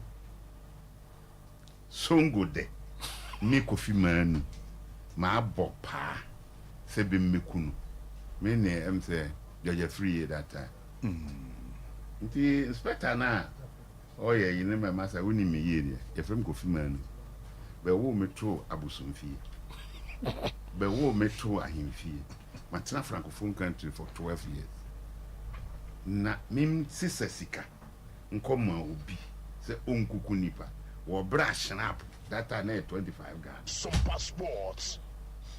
na the incident me Sompa Sports. the fashion up say why am born na fashion up for mun china 12 o'clock obewu enye process me nye I am commander no luckily sana honorable Asedu Nketia ni nua ye police inspector ho nti ewura ho me to for no sri twi o ka kire commander say panyin na se ma kana ewom ye free say kwa ono free kira na sasem sometimes me say wo bopa ma obi akokun obi na obi abeka kire say obi ama me 200,000 cedi say me nkokun obi na we waje atum Jesus Christ of Nazareth, the King of the Jews, forgive us our foolish ways. But me pa the Sompa Sports. So I say pa ma no kwa sorry. Because me no say that day no me ye ko share ne ket na ye ko chia wa me kuta snap. Sompa. Sa asem na nya no kura me di gu form abia na nsamanfo twede amponko asase ya straight. Hona na wo huni obezo be ato anas anim gwase a oje. What? Snap 25 Ghana. That time. Masa. Nkwa sorry o. Honorable. Anazi no ye bibi kaka. Na me wo mo bi be man 500 say will be the wire ne baby papa ntiri giwe fato fuel we me ma age bribe. Ono a time nso ye. Tell anywhere the 45 years. Me ma di 68. Obedru 68 no. Obehu say wo TV ase a. Sompa Sports. My dinchine sa 68 years. So no where DM say July no di 45 or 40. To order for no ye bibi kaka. Me go nsa me fancy. Me ma me no e komfo busu ni diri am fanfiri. Jama for commission be from wanti. Nti ya be o. E na Kofi Manu contempt you na wako cancel bi afa. Mine na otis be because 2009 be frem ye koye meeting say ye ntu kwasi yan take NDC for. The only person I mean him need yes, man and notice what he said, watch you the one. Eh, somebody any kind of happy FM. Them carry and bam chira into a bay. Nime contempt. I didn't know those days. And I'm saying, me ginaso, me too catchy. But what my boko? Who are you? Ma'am Kofi Man, blue boy. Just jam heard what do you want? Nime Marty say mun here, Maba. Otherwise, we haven't invited you yet. Nime Maba. Got to Nancy. Now register now, you know. Alpha Bible. Swear. Nime me fa Bible. I call for Quran. Me cry. Cross me. Other than I will swear with my mother's shrine. Oh, okay. Now, what is the name of your mother's shrine? I'm firm free. How do we spell I'm firm free? Sompa Sports. Let me say, I'm firm free. Help me. The evidence as you give you be the training. Until we are 2 hours. First 30 minutes, then they are critical. I can't accommodate. And as we are the Jam Febusa, say, I didn't swear with my mother's shrine. Name abosom papa no bentwa ntanchia. Oh, okay. Ntino asema maka to ho no otworo differently. Either say once a stroke bechi no ana obewu. I'm sorry. Who me didn't watch my commission report. But me tena hot 2 hours. Sompa Sports. Wonderfully. Do where the Americana wa cannot. No. And say pa mo no so that ya Sunday. Say na nsan go. Mate, na me bana ya din komo pa. Abia na ya komo bebredi. From Ashgood na the Baba Uramu election na ne sere niema. Esi e kore sere won to tie city. But there was a minya so fukuma bi o beba ono na eba betra. Me nka na ngoma. Bi a ono na betra nche no beba na ma minni komo si madu bi bra. Ti me ba na afi me ne wasa ye dey. Awuram ni akọ na yakọ akoto aso na niema da di wana for mesaba why na yawuramu pa na yakọ we all for craft pa na edidi din koma ti mame ko ya na mbeka o to the center o ye de nti o ti haya no so na me ne wa so na edisa akọ thank you very much thank you for the words so sweet thank you for the food we eat ti kola bele Roxy travels in Ninko Mozimadu. America's Aquaba. Yeah, Abu. Na Bibia Boko there. Christa do ya pa. I have the conforms the what transit say na Bibia tedi. Papa. Roxy travels. Ejuma de mu bobi pa. Nyame adom. Yemram na send is it here no dey fine. And you can start to Dubai. Oh, okay. Dubai ya konya betum. Den she. Say na hon send is here. Okay. Yepe Uber drivers. Oh, Dubai. Uber driver. Uber. Di den na me here. Me de beba be wura me ma sa qualification e de me akọ. Me da si. Sika o ye betua wo ho. O de ba Ghana sika ma 20,000 Ghana cedis. Wow. Inji uchu boat. Uchu Uber and now a taxi driver. Na bezo tukwanya. For natural asafo. VIP station one go do touch. Abesan so one. Na yemfa wonko. E ya me kasa nipa no wa chichi. Eno tie o driver komo ya wudi ni interest wo mu this is name ba golden touch ono na mo won kan so na me call office wa den niema ne niema be na me ba me de be ba o de edit kwan biara febra na de e kire se o ye driver ni oh okay e de kire se abu ye esemtroni o kokova commentra me wo ma accreditation e da me ko e bo ko mba we dia hu anu zo in say driver ni a now they akọ mba me grandpapa was sports mu ha one that you tie ni pa ya be hia no what was it thank for the word or so sweet yeah 20 and some Jeffrey Roxy na eba enti we a taxi driver who use Uber and about wa bra fa oni o ma bia ye di tukwan bia bra Roxy na fa untu kwan she enya no nko a Dubai wa no anso ye wa cleaners wo ho who pesa we cleaning worker who pesa free Ghana na ko adwuma Dubai ya Roxy ye permission for ene o maboafo painters ne wiare di Japan na boso she sa Japan zo adwuma na soko Japan adwuma na so the Japan zo adwuma na so den so common no senate economy ni good oh okay who pesa ye adwuma Japan furniture Roxy. Japan sem no na kan na me yema hye kakra. Adenti kofo kan hu ze Japan no po mo ya obre pa o. Me no to ba se ro sini me. Me no wato nchia me say simple bi. O de bra Roxy me ko Japan. Na me ma 2 to 4 weeks. You are off. Saudi KLM na bako said na bako 1 month later wouldn't Ghana be Japan no. Oh okay. And Schengen visas in so there. Just come. You do it for you. Canada. We're doing it at home. You understand that? Bahamas and the home. Into so you what now ba. Meba. And Dubai wana anzo hotel Juma Ebu. Waiters and waitresses and the stewards. Why you ready so person ya Juma bra. You was Slovenia maybe New Zealand. Australia and UK Canadian some of boss that. Now board there no so. Ba ma minchem kakra. Board no me say. O pese o bobo e wa manonia. Na o pese o ye trials wo ama me body tie ni ye. Ti say Dubai second division, Belarus and Indonesia. Bra. Na mo o pese o academy ni mu e UK ni dia for video of yourself. Na was selected wa akwantu sem na ye no obedi hu djuma ye nye agent ye pick press. In fact me bobo ba me ni quoting hu ade no say we good prayer say we good prayer it is sanity here ho and have so scholarship no e da so den o pese o ko China ko ba masters obetimi aba UK baby o pese o ba masters bia e da ho no obetimi aba.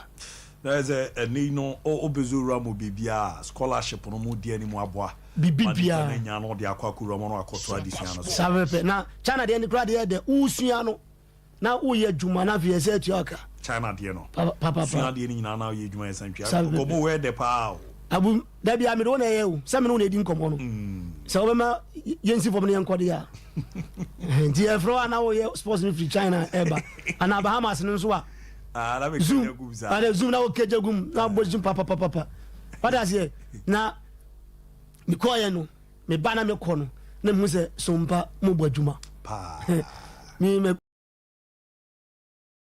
no omo pejuma na Sompa so bojuma papa what does here I change that way with what them chinchina kwa ya wonder boy obetro what does here o asokwa hodo mu nti sana Roxy e papa nti ni aba mu ha nti krobi achembre na asi I hope say makoko ba kotoko ni achemansa you know e hoda yes boys ni tie papa no feedback no so good wow eti dia kan Roxy dia ye ba ne motwetwe nkomo say enye se na da o ye na otonchia na Dubai dia na 10 days na bibia ready enadu nti so was over Monday what you say if you ada no aba if you ada biem na bibia ready na woko wow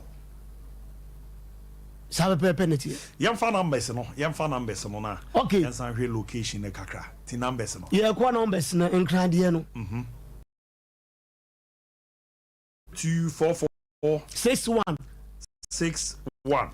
32 37 eti mabon krade no e okaso CP opposite Methodist Church mi si number nso biem 0244 61 32 37 yes ene ya kaswa ana se nkran ne mpatam die no enti wo free Cape Coast ne ye ho ha ho ma Kumasi Greater Accra ho ti wo Greater Kumasi ne mpatam nso bibia ni se dabi so no nkron bana na wa fa ba wo fa VIP anaka bia wo be so VIP station asafo Golden Home Touch esro hono na ba beto se Roxy e bo dendending number na obetimi de didjuma e wo Kumasi ne mpatam nso ye 0257 0257 77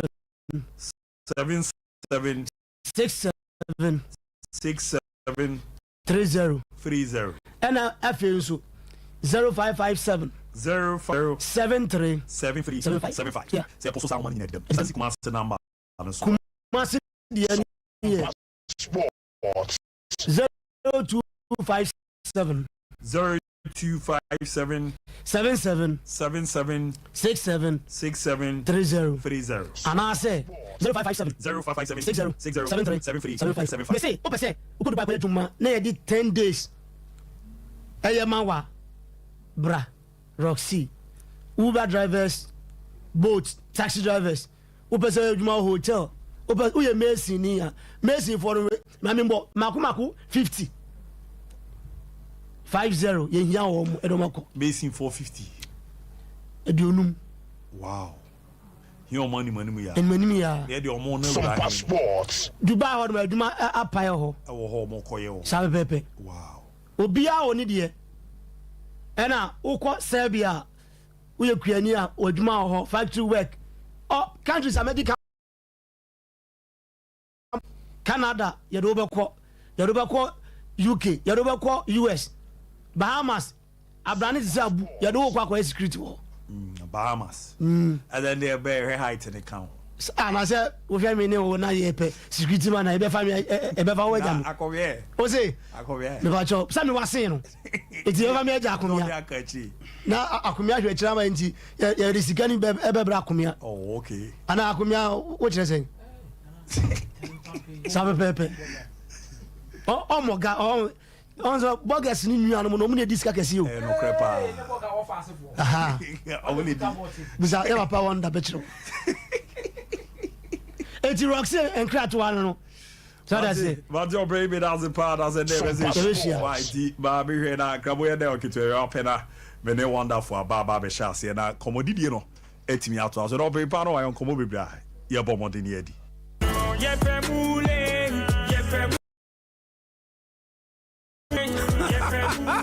Ghana for Yareda Akradia for fry your friend of Big 4 free game pack games no Eddie. Where ya Akradia the tuning in the nyadin cry. The number Ahodwa and 930 kosi 9 impressa de biara na beka yen kunum difuane ho.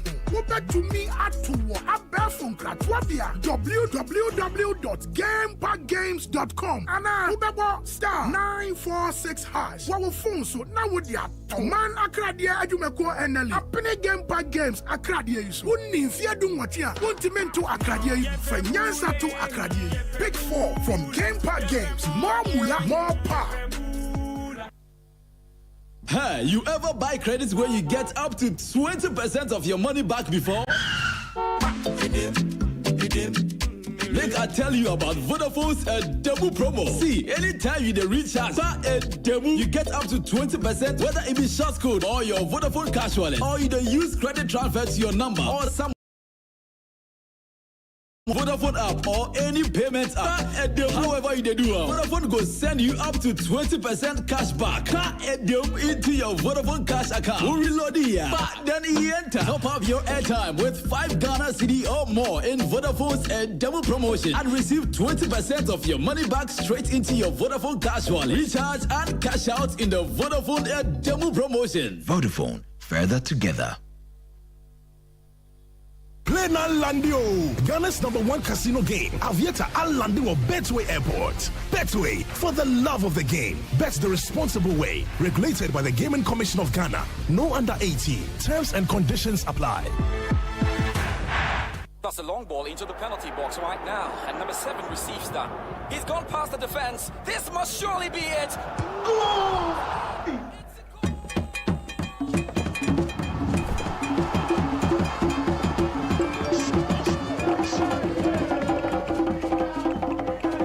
With only 50 pesos, you can win 5,000 jackpot. Do it. Bet responsibly. Not for persons under the age of 18. This advert has been approved by the Gaming Commission of Ghana. So betu kwai akusua de ewa manone enda from kra top tier amana ye fo achechefo ye de ye adwuma betu kwai asia de ewa manone enfi bebre ye betimi aboawo amwa bo degree or masters or postgraduate or doctorate or US UK Australia any amama nso bebre ye ye nhwehwe ma won ma won person won be sat IELTS and TOEFL so person wotu kwai akusua de ewa manone dia empa top tier kumase ye wo amakom Bank of Africa and friend 0260-411-847 and I say +1646 659-5045. Accra, your Medina, Rolling Circle, Yeni CC Hagan Plaza Building, no, and a bond renimu. Medina Polyclinic, your number, 020-3592-008. Service and Chenghua. If you Kwanta Road no so, you bang Fijai School Park. Your number, 059-800-7852. Just study abroad with us. Top tier, we give you wings to study abroad. Top tier, our clients, our priority. Esikafo wo krom wo de yi ana nansi edidi hu nkomo yi en wakofa abrofo free abrochira ba be sin in terms of perfect sa no akwa ma se abrohafo 52 estate construction and ese dan kama sa no e ka no so nya hu bia o 52 estate construction firms nko na esi wo dan se me ka se wo ka champa tie company ni din and e friend 52 estate construction. Oh, I see. What on sase and ya dan amanso ni hu and wo si adan so ton wo san manage properties na kire se wo pedan ato wo pasase ato anase wo pedwumaku bia amenesi modern houses amwa nya bi ato a mo na unim wo fie kura wasi etimo no se ne bra twam na wo gya de ma 52 estate construction fo a that is a design in your fabie mu a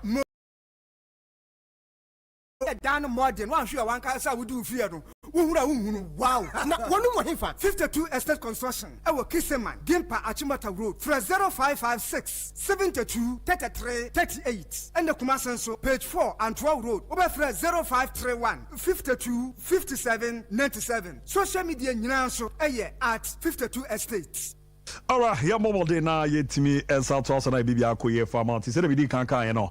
Kofi manu blue boy brubu. Ewo video man ne ye ne no. To aso ne din koma na member we tell na member na ye rom 21st connect market ya cho so me expert in Siatica. Ene what transia ma to asinti ne twetwon. Atwetwa rom share chi o baby rom o 9 ne twa ntu anama da bi no. O baba be bu Ghana bia ba ko pe hono anya wa ya say 21st connect koma na be hwe. Etimi abo ma so yo kwa ya ye bia ye bo modin etimi eso ano kama fruity soba eba bisiu na so mo laba ye bedo suru so bibi a ye ne shena scan services no ye Friday bi ato for je massage no ye nwoma uze moja ni die machine treatment no aka ho njuma panti Ghana baby a omo bo ejuma more than 15 branches kuma so pomo a ahwe overseas junction oben afro radio oboase cancel cortes call junction be nyomo akra domin market obomo de nyomo sunya ne kranza techiman ho yino mo yejuma fana ma no na kan ha na ye mo ne so aron fama 0249 311 311 0249 311 311 0540 311 311 0540 311 311 the National Communication Authority NCSM fancho so mo hye paba na de tie ni ye de digital audio broadcasting no die bi no ababe ramo Ghana Kumase ne nkran ene abo mode ahye ase a ye try no na se ne tie ebi a radio kitikite pa abonze ene nkogwezo na ye won nkran yinya sumpantie jesi eba Facebook pa che digital obo na 3.1 no nkran abonze na edamu dadadadada na 18 radio station omo yi a omo de ye try na ni jesi Sompa ye nso ye kan ubia ebo ama ne ma dadi ntia nche ombebo de na ho gadgets ne niam nyina no ye timi era ba bonte na abo ama ne ma koye peramanti din no ye digital audio rameboa mane ma de din kama pa enso eramanti timna no so na so wajibi na abo na ni tie no aye simple kama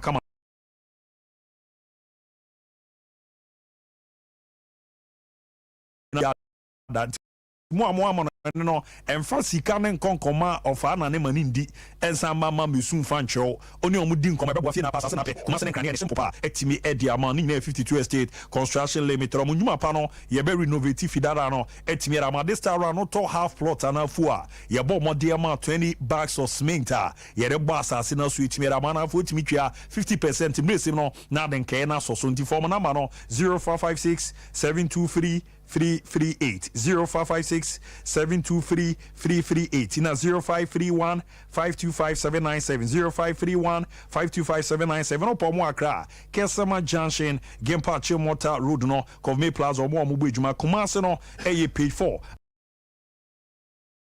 my Paul Mobile Biara or the chimo 52st.com, Facebook, Instagram, and TikTok. No, or bet you on Kania Reniabwa, Nanema de Dimpa, Etimia Mountain Common, the Akabeto. So now, my men sign court near the Common for young chance here for Fizi. Minimum no and chair Congress in Comocra. Menu didi in Comana. Ye Koya and Chichi Moon near money rum no. The Rezi concern who are not shanty good ones and I know. Now, that's good for the crowd to be aba as in emotion or money yanshin, pese ba.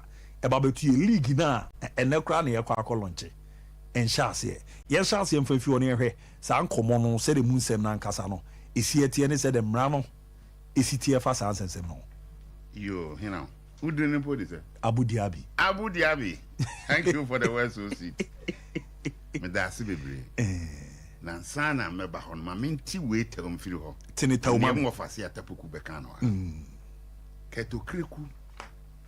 This is the disciplinary code of the Ghana Football Association. Oh, okay. Yes, Okriku or Ghana Hurricane. Yes, Okriku. Now, read the Article 60, Paragraph 1. Article 60. Article 60, no. Effects of appeal. Thank you. The Edikan 1. The appeal does not have a suspensive effect except with regard to orders to pay a sum of money. I can say, appeal does not have suspensive effect except with orders to pay money. As I say, we are appealer. And don't you say you can't say continent fee, won't fee. But you can't say TSK because why you appeal no, Sikano, you're suspended. Simple, bro. Palmer, where Ome TSK, TSK now appeal ewo cars. Cars for a tromo. Ain't common sense you tell you say once Palmer Tema Youth has appealed no, the order to pay money no you're suspended. Oh, okay. Now Palmer Bobo wo untiesika what in the points Sebi o class 1 teacher won't temana. What the idea we ye di Palmer amra no wono san yo na sanya Ghana no asana nya the gust to go to police station say Palmer do peso kumi but info be so we ko akutira na wo soso ho adaye eno bi na kan keto krikun yenko ash gold yenko ash gold no so na ash gold asemi bai e bi am ka say e nwanwa say Makola law school na be kono be ko hwe Makola fo ana se be ko yede binum.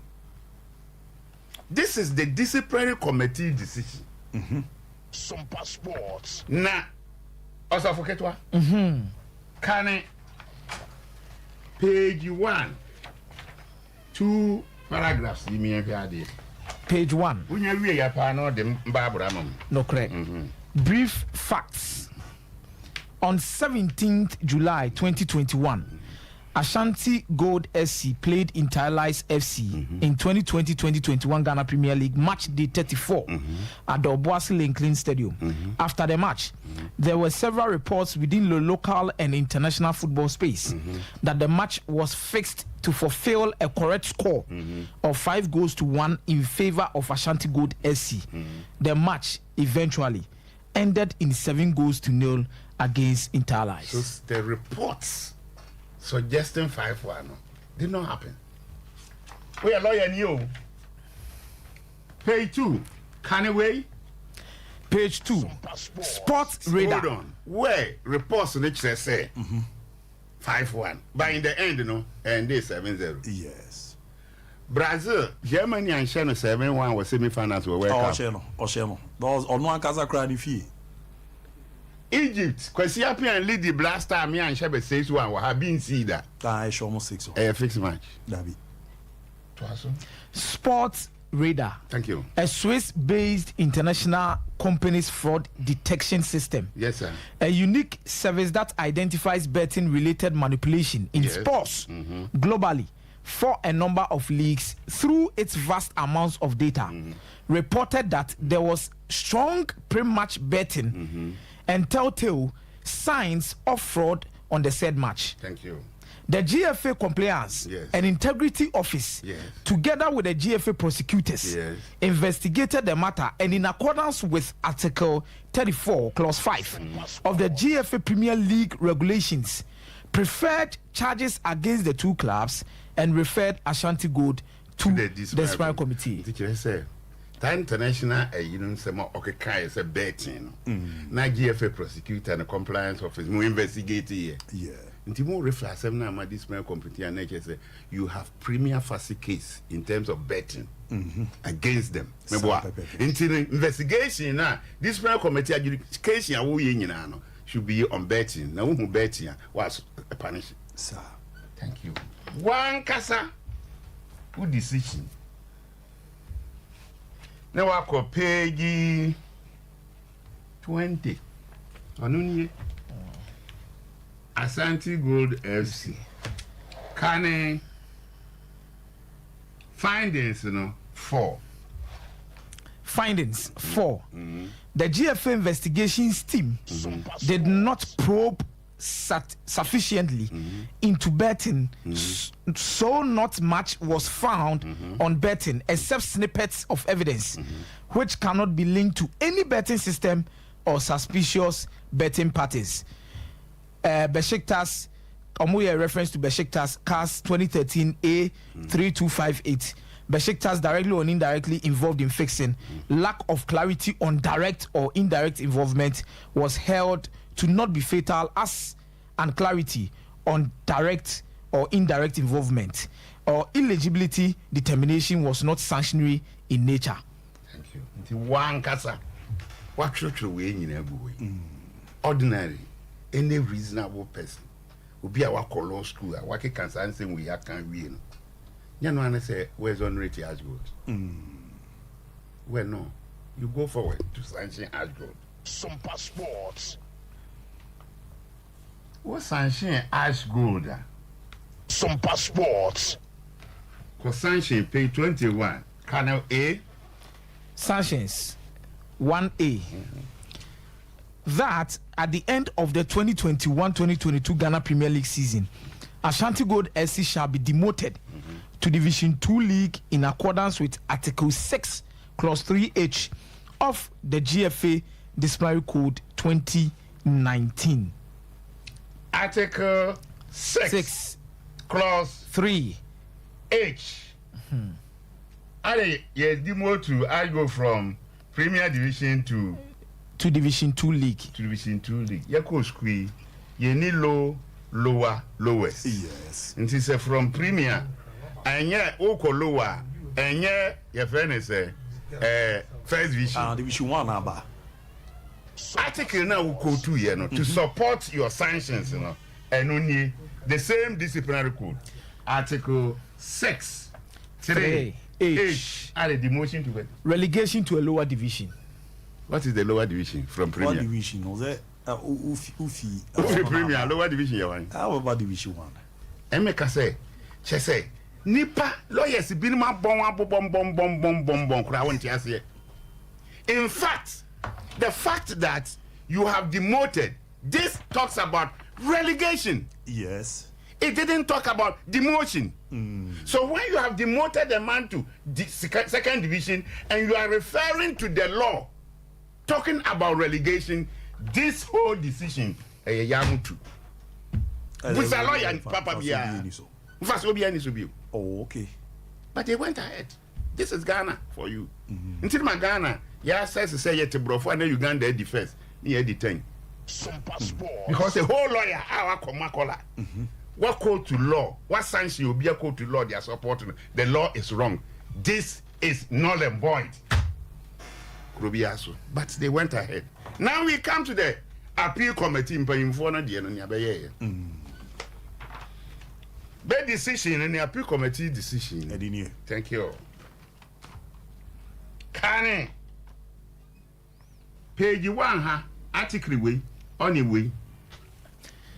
The facts leading to these charges are that Ashanti Gold SC and Interlice FC engaged in a match of convenience when the two teams played at the Lincoln Sports Stadium on 17 July 2021. This appeal is by way of re-hearing, so we shall not be following the grounds of appeal as listed by all parties in the process filed. When will they bias? Sompa Sports. He's going to re-hear. Enti the holes are punchy. Disciplinary committee decision, no. The grounds and appeal, no, they will not use it. Are you being fair?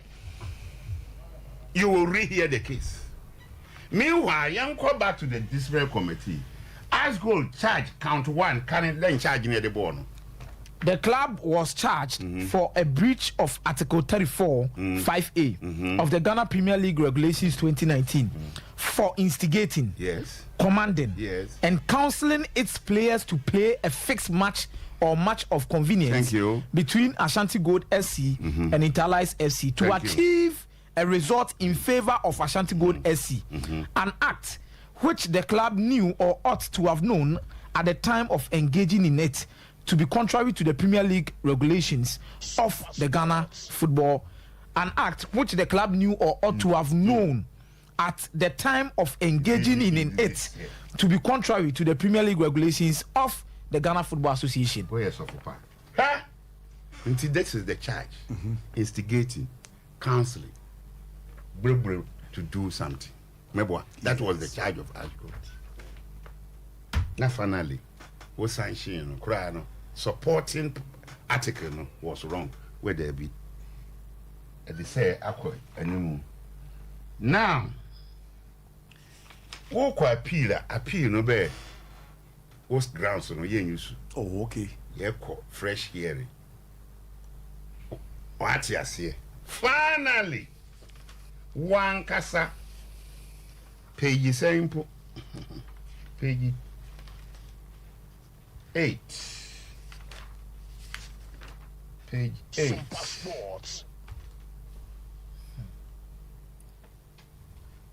Kanaha. Page 80. Indeed, the evidence obtained by the committee on mobile money received by Emmanuel Ni Amwa through his Momo agent from an agent in Obuasi supports the telephone evidence obtained by the investigative team. We are not in this ruling concerned about whether the match was played in a non-competitive manner for betting purposes. Hold on, repeat. We are not in this ruling concerned about whether the match was played in a non-competitive manner for betting purposes. Ntino. Sa you don't call me when you were doing your betting. I was not there, bro. In the end, you cannot do that because you don't have sufficient evidence. Yes. Until you're a lawyer. Now say we need sufficient evidence. I mean, you're a lawyer knew. But this case in football is a criminal case. Some passports. And every criminal case, you must prove beyond every reasonable doubt. And when you man prove what? The benefit of doubt goes to the accused. Yes. Until you have not been able to prove anything, do you go ahead to sanction the man? And when you know, see any can we take judicial notice of the fact that most followers of football in Ghana have concluded upon watching a video of the game, particularly all the 7 goals that the game, particularly all the 7 goals, that the game was not played in a competitive manner. We have watched the video of the match, and we are also of the view that the match was not played competitively. Thank you. Teacher say, I'm on for a ongo a crime or football. Oh, Debbie. Now, no other bench should be a brutal. Pass where we are. The regulations of the Ghana Premier League and ancillary regulations all provide for sanctions to be imposed on all the actors involved. All the actors involved. The actors involved were Dr. Kwaku Frimpong. Dr. Kwaku Frimpong. Mr. Emmanuel Frimpong. Mr. Emmanuel Frimpong. All players and technical officers of both clubs. All players and technical officers. Of both clubs who participated in the game, as well as Emmanuel Niamwa. Say full stop. Full stop. Did you hear in the mention of actors the name of Ash Gold? David. Repeat it. The actors involved were Dr. Kwaku Frimpong, Mr. Emmanuel Frimpong, all players and technical officers of both clubs who participated in the game, as well as Emmanuel Ni Amwa. Full stop. And so why would you sanction Ash Gold? And you know, in football, let me take football as a part. Ash Gold, you can only see Ash Gold registrar general. Yes. Paper, nedaho, registration forms. Or a legal entity, you don't see it physically. People work for, act for, and on behalf of a legal entity. Until normally in football, no, we the legal entity never benefit here. Yes, sanction and can them. I didn't care what I say. What the points? Those were the things that he benefited. But in this one, they went ahead. You demotion, so not the wrong provision. I could support a whole lawyer. Sompa Sports. No more sanction as good. Finally, Panini be a suman and makukrum. Nebe dibachi kum, Kuranachi baby, Abba. Sebe, yes, cabra papa. Now, proceed for Abba, never betchi Panini on him, Quadano. Nebe the Bakugum. Na first court the way no correct uncle them bedam some wom na nkwada no be wofa ene be na nanoma pesika na ba ko appeal no na appeal de ya hwehwe ma sika na mo kase nkwada na wiade akoma be papa no nkwada no wiye sika bia enti munjabe opanyini se court kasa na wuja nkwada na Okofa nkwada no frinsan one prison uja papa no ho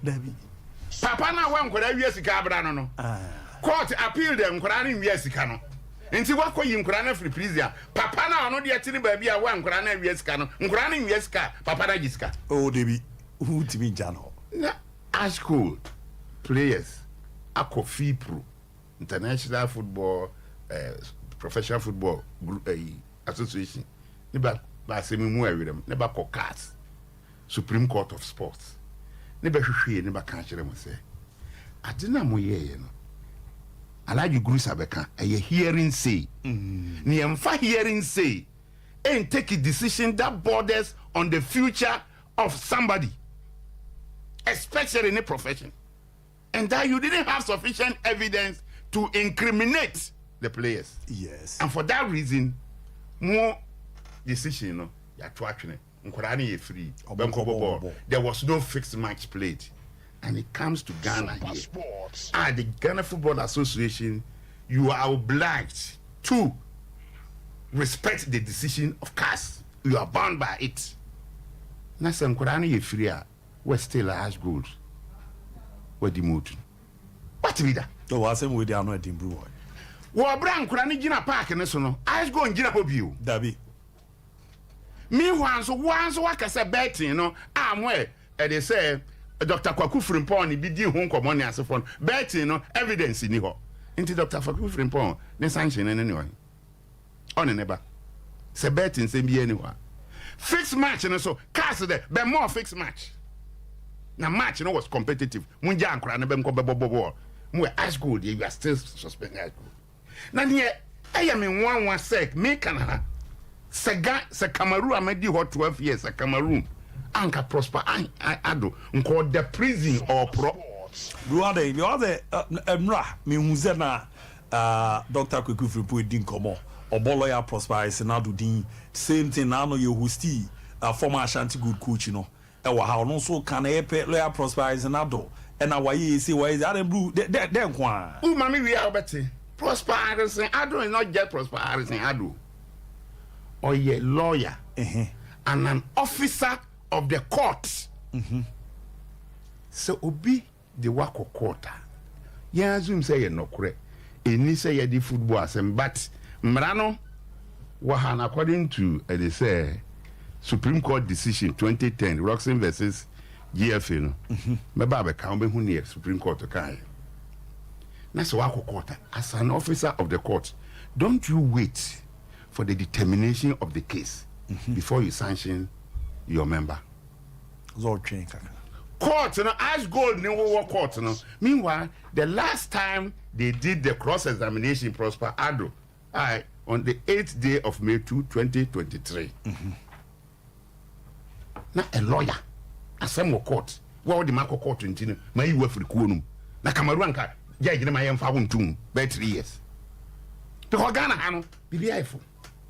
Nisa on you and if you say, me man go school where you room, LASDA primary school, but me had me class 1 teacher, Master Kobo, when wound them until woman near Monsieur Bianim, very bachelor. I bet the AF again. Yeah, Article 19, paragraph 11 of our 1992 Constitution. Can a paragraph 11? We are not kind of paragraph 12. Paragraph 11. No person shall be convicted of a criminal offense unless the offense is defined and the penalty for it is prescribed in a written law. Thank you. 12. 12. Clause 11 of this article shall not prevent a superior. Clause 11 of this article shall not prevent a superior court. From punishing a person for contempt.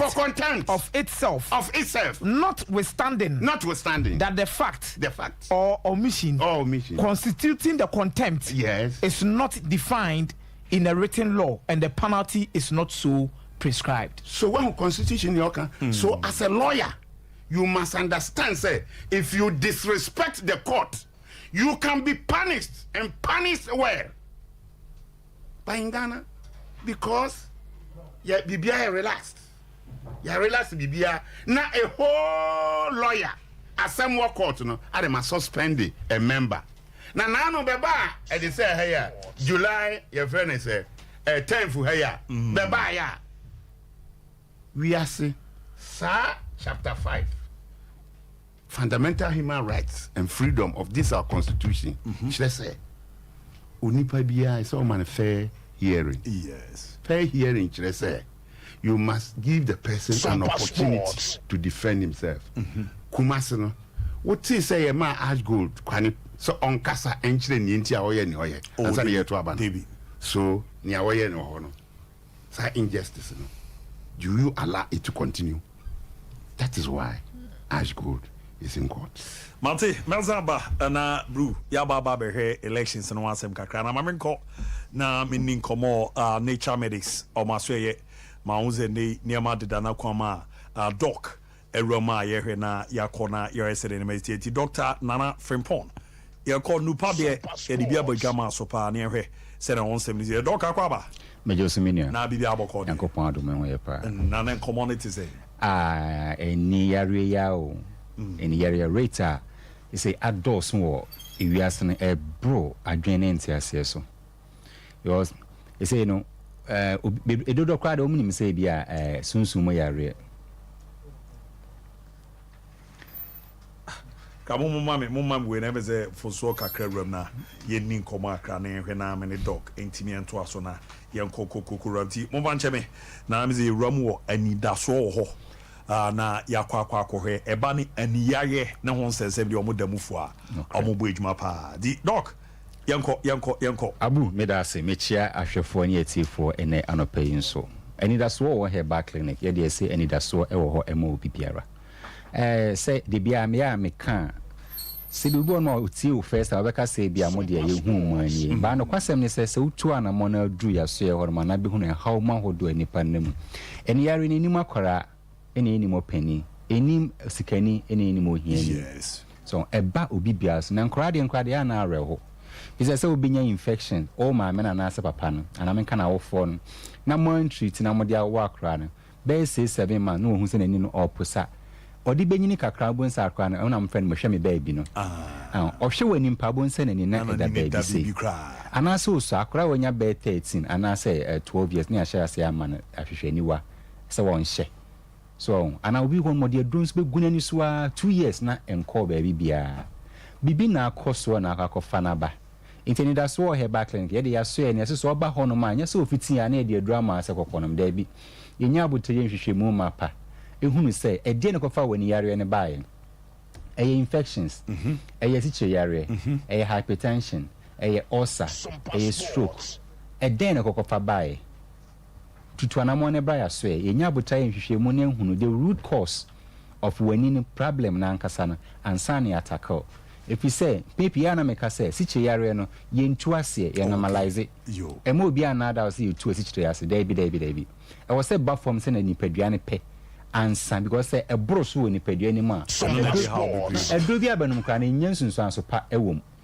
enti na was say e ba form say na be ya nipadua na e pe de pe no odi edo kan ya bon say ampa onso ohun e to enti si wakɔ hospital ami aka cho say ete esi wani so pressure ɛwɔ wani so glaucoma ɛwɔ wani so anaasɛ wani no bibi ɛna abɔ soɔ ana wo sɔre anɔpa no wo sɛ ayɛ kɔkɔkɔkɔkɔ ana ɛprunsu ana ɛtwa nkyene anaasɛ ɔdanya ne wo sɛ amuamu a sɛne obi ɛde twɛde abɔ so no a mɛma ne haw ɛnha ho mfa duro bia ɛnkonkogu so ansa fi sɛ igyae wɔ hɔnom a wontumi mfa petro ɛngum sɛ wodi dum no daabi ɛwɔ sɛ wotutu anamɔ no abra anidaso wɔ herbal clinic asoɛyɛ ne nya abotɛ ne yɛyɛ nhwehwɛmu deɛ kɔkɔfa baeɛ na yɛsɔ ano na yɛkyerɛ yɛbɛdi ka kyerɛ sɛ wei ɛna kɔkɔfa baeɛ ansa ne ama ɛho aduro ɛnyɛ aduro biara kɛkɛ aduro a wɔnom a ɔho bɛtɔ nokwasɛm ne sɛ ebinom bebrebe bɛyɛ asoɛ hɔ nom a ɔmo sɛ mentena hanom nsɛ wɔ bi adwuma ɛne yare yɛse 3 days yɛse sɛ yɛnya abotrɛ kakra fi sɛ woanhwɛ no asɛe nipa no ani a wobɛgye wo sika no ne o but kyene bi na akɔfa asɛm ɛde abrɛ no yɛmfa 3 days no ɛmfa nsɛe ne yare ɛwɔ sɛ wonya abotrɛ ani ne haw bɛɛ na ɔde baeɛ sɛ ɛtɛ ɛna si so a ɛyɛ nuclear cataract ɛna wɔkwa onya a wobɛyɛ de 3 days asasa ne yare it take time kakra nti ma nipa ni hunu sɛ ɛyɛ brese wonni adagye a wontumi ɛnyɛ saa deɛ no nti ma nipa ni hunu sɛ ɛyɛ abotrɛ ɛna wɔsɛ onya nyame ho abotrɛ na meso menya ho abotrɛ ne yɛnko yare no ma wo ho ɛntɔ baaka sɛ 3 days anana ɔtwe a enipa no wɔ hɔ no ma abon sɛ ɛso na ne ho ntɔ na bɛmu abu ɔbɛtena fiaa sɛ menna kora mfa ɛhaw no nkɔ ayaresa bia nzɔhyɛ ne bɔsɛ nam yɛnsa ɛna anyɛ yie ɛnso nyɛ saa ne ɛyɛ no ɛwɔ sɛ ɔka no kora ma nipa ne hunu sɛ ɔka no kora no kyerɛ no a ɔno ɔte aseɛ ɛsɛ wode no kora no ɛbɛsie no enti wo a ɛtɛ ɛsi w'ani so ayɛ kora nkɔ wɔde akyiniaa de aduru agu so a wonhunu ho ɛyi bia no a bra anidaso wɔ herbal clinic asoɛyɛ ɔbaa yɛbɛnya abotrɛ ɔpɛpa no kredie no yɛbɛhunu adeɛ a kɔkɔfa saa haw no ɛbaeɛ na yɛtu aseɛ ɛde ama wo nso wo ho atɔ nti mede numbers no ɛɛto dwa sɛne ɛbɛyɛ a nea ɔretie me anaasɛ nea afei na ɔrehwɛ me no ɔbɛfrɛ na ɔne yɛn adi nkɔmmɔ na makyerɛ no yɛkyerɛ kwan so 0559 90 12 34 0559 90 12 34 and 0596 19 88 84 0596 19 88 84 so wo hwehwɛ anidaso wɔ herbal clinic ɛwɔ asante mantem hanom a yɛwɔ kwada so estate yɛne estate park no ɛna bɔ ho pɛpɛɛpɛ anaasɛ wofiri so nwane kwan so ɛna ɛba wo de wodu so pola yɛsi ne bisa obia sɛ opɛ patase car ɛnyɛ ade a ɛden unya car now fra kache mate ni sɛ wobɛsi ɛwɔ bradaman usi wɔ hɔ no pa frɛ numbers a mede ato dwa no so free oboase kwan so ɛna ɛba nso a udu santase asi kache driver ni sɛ opa ne kyɛw ɔnkyerɛw baabi a ubenya sofulai car ɛno so kwan no hɔ no ma ofro car na kache mate ni sɛ no so besi ɛwɔ bradaman ɛhɔ no ma osiwa frɛ number no so free konongo kwan so na ɛba nso obedru central market anaasɛ kejetia ana aduma wo de also ope kwada so estate station kwada so estate station ɛno de wa be dru abi siwo yanim hɔ no pɛpɛɛpɛ na oba ya wa be faw na ye ne wakoya soye ne akwa akɔhwɛ ama wɔn nso ho atɔ enti obi wɔ no de adura gu n'ani so a enso onya ho enso bia emu aye bia anase wakɔ hospital ama doctor na ka kyerɛ ne sɛ may operation eno nso na ya na dodo na asuro no yes ya so ye nye operation ye nie dry dey ma ama ode agu ani so da bia de ne de wo no makɔ ni paduam na akɔ koten eye bibidro purely herbal enye nsusanso dabi purely herbal eno na wo no na akɔ ni padua na sima kakra akɔ wani nso adwuma e dia ma wo enti no oba na so hye space kwa na ye ne otonchia se space na e hye no ye ne otonchia ye beji ato onom ye beji space na e de ato onom ne ahwe oni ahwe ade ekokofa a hawo no e baaye na ye tu ase e de ama wo enti no se wani no apru nsuo se na medical kan odanya ne ye no wo de osi wani na ye call anase amumu a wakɔ hospital yesi ete eni si wani so ana glaucoma pressure na ba wani ne so ana bibi na abo wani ne so ana se o optic nerves ho abasem yesi ebe ya surgery na wo mpa emane hawo eya na areho se so bi wo no ma na busuafo ana se ne ma ba ne nkyɛn a ontumi ehunu wo mo se adwani ana se amani na emom no yo se mede ne kasa ene eti se ya oni ana se amani yenye ne sa obi ono se sanka me ba ya bu wa address kama ya atwe mesi mi hu se nipa to ba mi hu anim error ya na ha adwan obi ono ma obogata atra keto abi o ba je so twini na mu a ohuni ye eno nso ha adwan ana se wo kenkan ade a se me ba ya me father kenkan na ade kama on so won hwehwe o but ubi on mabun say just what the ben ni na so the kwachire no mie ni na ansana wa hunu say bi antwe ni ubi on mo hwa do say tu abom ana se me hu say bibi ni na mani so bibi eda mani so ana say light bi eda mani so hyen ana kwasem say ya so ye oba ho na wani ni condemn kra na eno de no kwasem say ye ntumi nya ho hwe ne mo say ni fidie ni hwe ni ehu sa ho de 1% kra o mu kra na ene be catch us any da so e wo ho e de ma inti misade numbers na sa yam fa numbers ni biem na ye fancy 0559 0559 90 12 34 0559 90 12 34 and 0596 19 88 84 0596 19 88 84 ansa na page mu ne se na de bia me no me am sofo de mi nkonja ne ho Apostle General Ata JB that House of Jacob Chapel ano baby apa obi a oba mechiao na dwumadi bi koso ato ne dim Blood and Body Night mesre etifo ne ahwefo nyina say crew from here baby a gas filling station share na mombra na monso ma medi emojani mu adanse nyankopon insha obi matiti ano ye doctor na afripon ye kwe anidaso ho ene wani nu nya how bia ho ye o maso ye ne bre na ya boa na we gyan na so na ne makoye kama pray me da man still bua ye be ko na ya kwa akoto aso na ye didi nko that's go there no ya re ma na me ne baba ni aba elections e koso no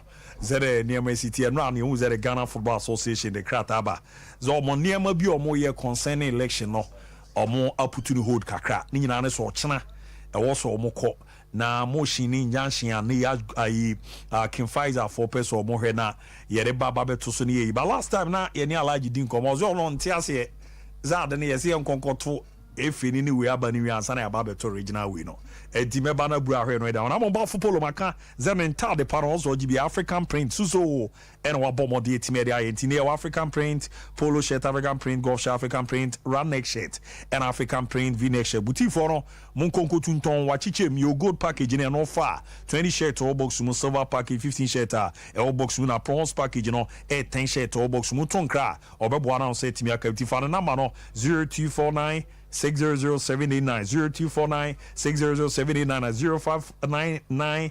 89991 apena yema kokobendo wani achemo santase oboase kwano so ne yebo nane ma dadin pa etimiera ma na afi so no uye sukuni na pezo kokoto adisua no so amano ne simple top tier study abroad consult mo ne doko akwaku ram na wetimi abo adwuma no nane ma dadin pa etimiera ma mun komo na ede ene omo hyehyɛ ne yezi ne high school for no watwe awie na o grace ne oni bobo boni mrika ko eje scholarship e de mawa any bachelor's degree, master's degree na person okoye, postgraduate diploma and certificate, doctorate degree programs US, Canada, UK, Australia, Austria and New Zealand. Ho nyina Robert Kona boa ma nema kwera ma sat no ye boa man comfort twetwa ne ye party ne obezo rama ma no kusua de nko ankran opomo a Madina Royal Circus CCA Gan Plaza no omo ene Madina Polyclinic no ene die number 0203 592008 in Africa Kumase Amakum traffic light omo be Bank of Africa 0260 411847 0260 411847 na Africa takwade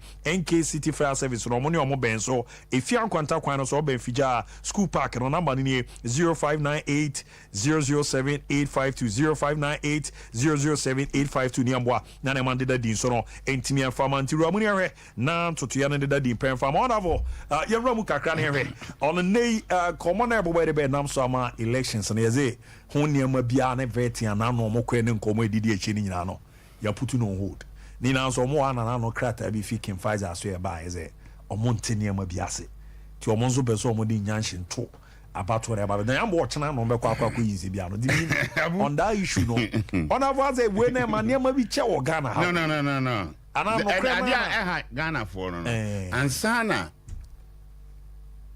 Britain there was industrial revolution. Oh, okay. France France there was revolution. Remember America there was civil war and revolution. Yeah. It is because Ghana no ya ye din dodo ntinima keto kreku fi say sebi otimi ye ne ahope.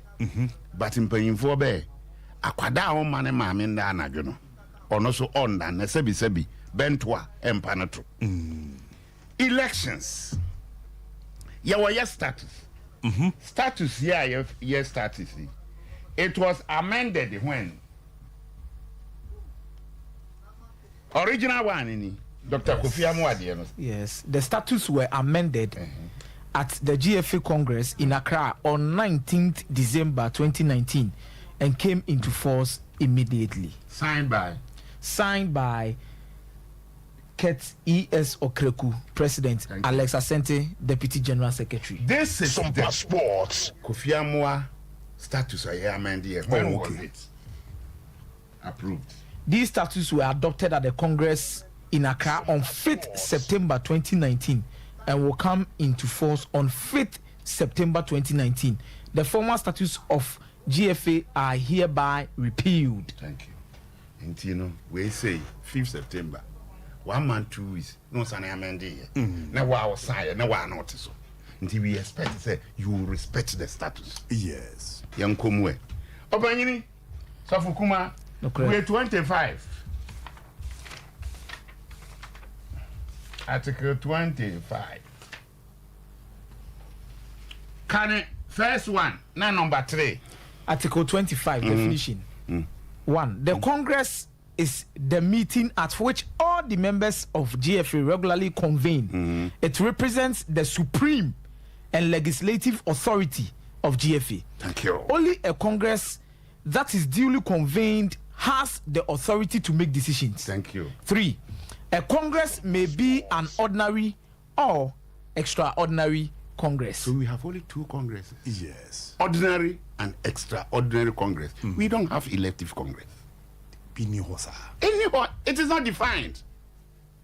And how do you organize these 2 Congresses? Quotate 1.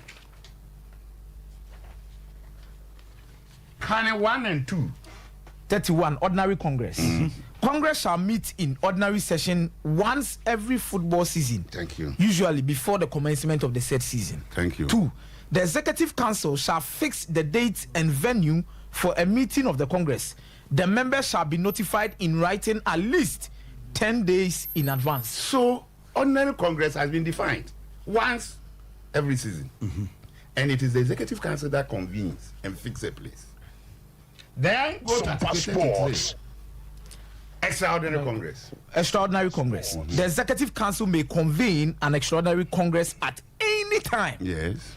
The Executive Council shall convene an extraordinary Congress by a resolution of the Executive Council or upon the request of not less than 50% of the members of GFA. Thank you. Such a request shall be made in writing The request shall specify the items to be included on the agenda for the meeting. Thank you. An extraordinary congress shall be held within 14 days of the receipt of the request.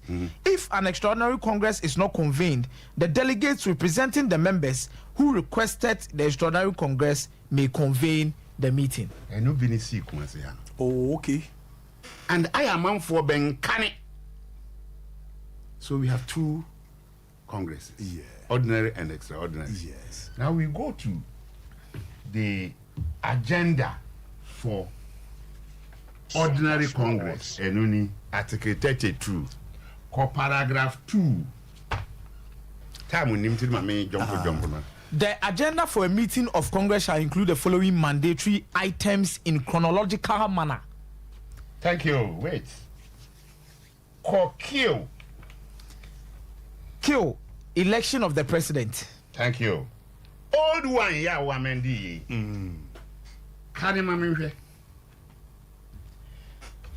The agenda for a meeting of Congress shall include the following mandatory items in chronological order. Roll call. A declaration. Kill. Election of president. Amended. No, amended. Election of the president and other available positions on the executive council. Amended. Intino.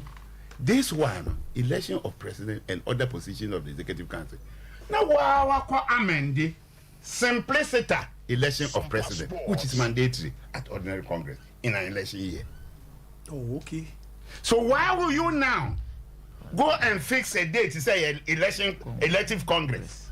And at that congress, you are going to elect president, you are going to elect executive council members, you are going to elect RF. What is this? You have yourself breached the something that may say, catch what Cameroon Cabana or the prison. You cannot sign a document. And with all the impunity, you breach them. Nipa kokan we enemy. Wow. And you know, so be the assembly akokota. And again, minya lawyer ni. But we always say, conventions are not written laws, but they are laws accepted. Once you put up a convention, a dear way in your life, a become part of your laws. You don't easily change it. Our convention. Now what am I create to no? Nkabeni ko prison. Oh, okay. Kameni ko prison. Contempt Rita. Yede Brian. Oh, okay. That time now buying appointee Effie chairman or nominate the executive council at 21. Back one be a member of the executive council. Me free Cameroon by and member Yenesa, Kidigi whole by now or ye never near tune. Bedi a court. Ya bedi a court contempt in a why Ibrahim, executive council chairman, Justice Y. Ampia, retired Supreme Court judge, chairman Congress, Alaji Grusa, King Faisal Football Club, Mr. Kojoyanka, Western Regional Football Association, Kofi Manu, representative of Arsenal, Mr. Y. Ampia, chairman, Nkiyeko prison because we wanted independence and we have had the independence. Ask yourself. Many Abraham for fee say is for nothing. Ask yourself. Say yes, how do you win Nkiyeko prison? Nka advantage da hu yini pa bisa hu say his excellency nanado nim krofo a wo bebrebe nyina kwabra Japan no na se fo nka obai obayi wu kai to kreku se be every president everywhere football mo ana mo kokoma ni nya ne fa ho die yes 2005 Kamiko prison. Wow. Ne yet wa betra so ya to aba ma wa betra so wo fi say wo papa wu ajapade nti wo ye ne a wo pe. Now, bro, my arrangement is young Kokoto presidential winner and Sunny Ababeto. It is against a descent. My country was a convention, yet to district, regional, near Beto, as they say, other concerned body executive representatives on the executive council. Then, ordinary Congress, I have a final one, yet to President Rivia, then we swear them all in. They started their mandate. This time around, Obi any mandate. Mandate na etwem no we onkoto aba nyi president ade echa ya to no so aba What be that? Then Yansan in the best idea. Meanwhile, they were tell a October near mandate. I mean, can Article 37(4). 37(4). Article 37(4). Yes. The mandate of the president, the vice president, and members of the executive council shall be a term of 4 years. Their mandates shall immediately begin after the end of Congress, which has elected them. No person shall serve as president for more than 2 terms of office, whether consecutive or not. Any other member of the executive council, including the vice president, may serve for no more than 3 terms of office, whether consecutive or not. Any partial term any partial term beyond 24 months shall count as a full term. Oh, okay. And because it is mandatory, especially in an election year, to put election of president on your agenda means election of president should happen that day. So president, October new year, once he has served more than 24 months, he has served his full term. I don't know on the sign, Rumati, come on here. Hey,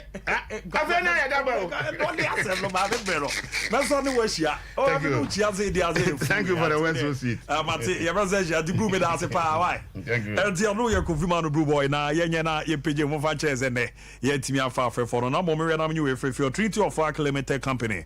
Ezebra, ye do be Roma no wako akwa kudijuma na boa ne oye nurse doctor midwife lab technician Canada UK da o 8 year mama peso ko ye juma enso orma kunya do de ma yesu peso kusua de a akonya do de ma na footballers no so no ye boa G Sports V say de ma ne o won sa no juma so ye Tyler Carpenter anampo no ye driver o ye caterer o ye farmer ye do rom na ne ma da ye pedamanti form na ma no komodi de bia no ndi 0531 644-217 and 0531-633-556 na 0205-572-076 Opomu Kumasia Adwa to Masala Chomo Benabre Janche Kaswa New Market Road Fidelity Bank Abansono First Floor Binyo Mwa Kontu Musem de a Treaty of Arc Limited Company and a Robert Korea Buamanema de Imperial Manezene Yanka Enfancho Bibia Swami Interchange no project na nene o mashasi o mu yerintino and champagne for day banonza shasi gusu ekosi ni yes ne heavy duty trucks no ze office so am run about kwa kuramu afin so a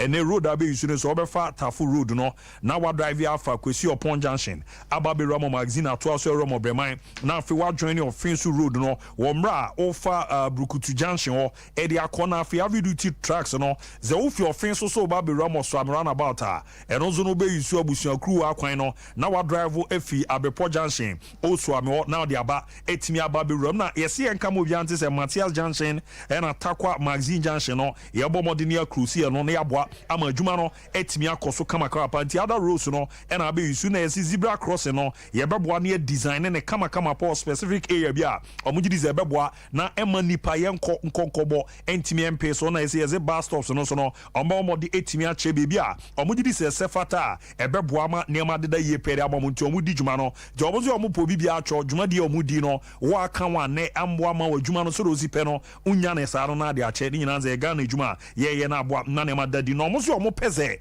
ene ete traffic no ze ebe kwa akobo ape so na cars no enam kwan no so enkobo mpe so nti no de omu ebe ne se omu so mbebo mode na ofin so kwan no akronom junction no na temporary ombe block no na afi ache bibia mo befa no so achi no yesi kode de ba be ro kronom no ene no speed ramps na ya no ye bre ne ya sesi bia no so ye tempera se de be akwan mu bedo na ebeboa na anamuntie no nante no niam akoye petimi de amamuntie no yemfa pem na yenko ye beba 3 to 4 on the shootout na nkomo no de akam no ato aso de amamuntie no ye da mu nyina ase wante unipadua ase a wote ayaresa ase esono se wo apomuden ana esono se wo ahoden yare bia woni efre timanu maduro abra wonim yare no kofa bai we eye 21st clinic yenyina so a ye de sa yare wo 21st clinic no yare a amanfo titu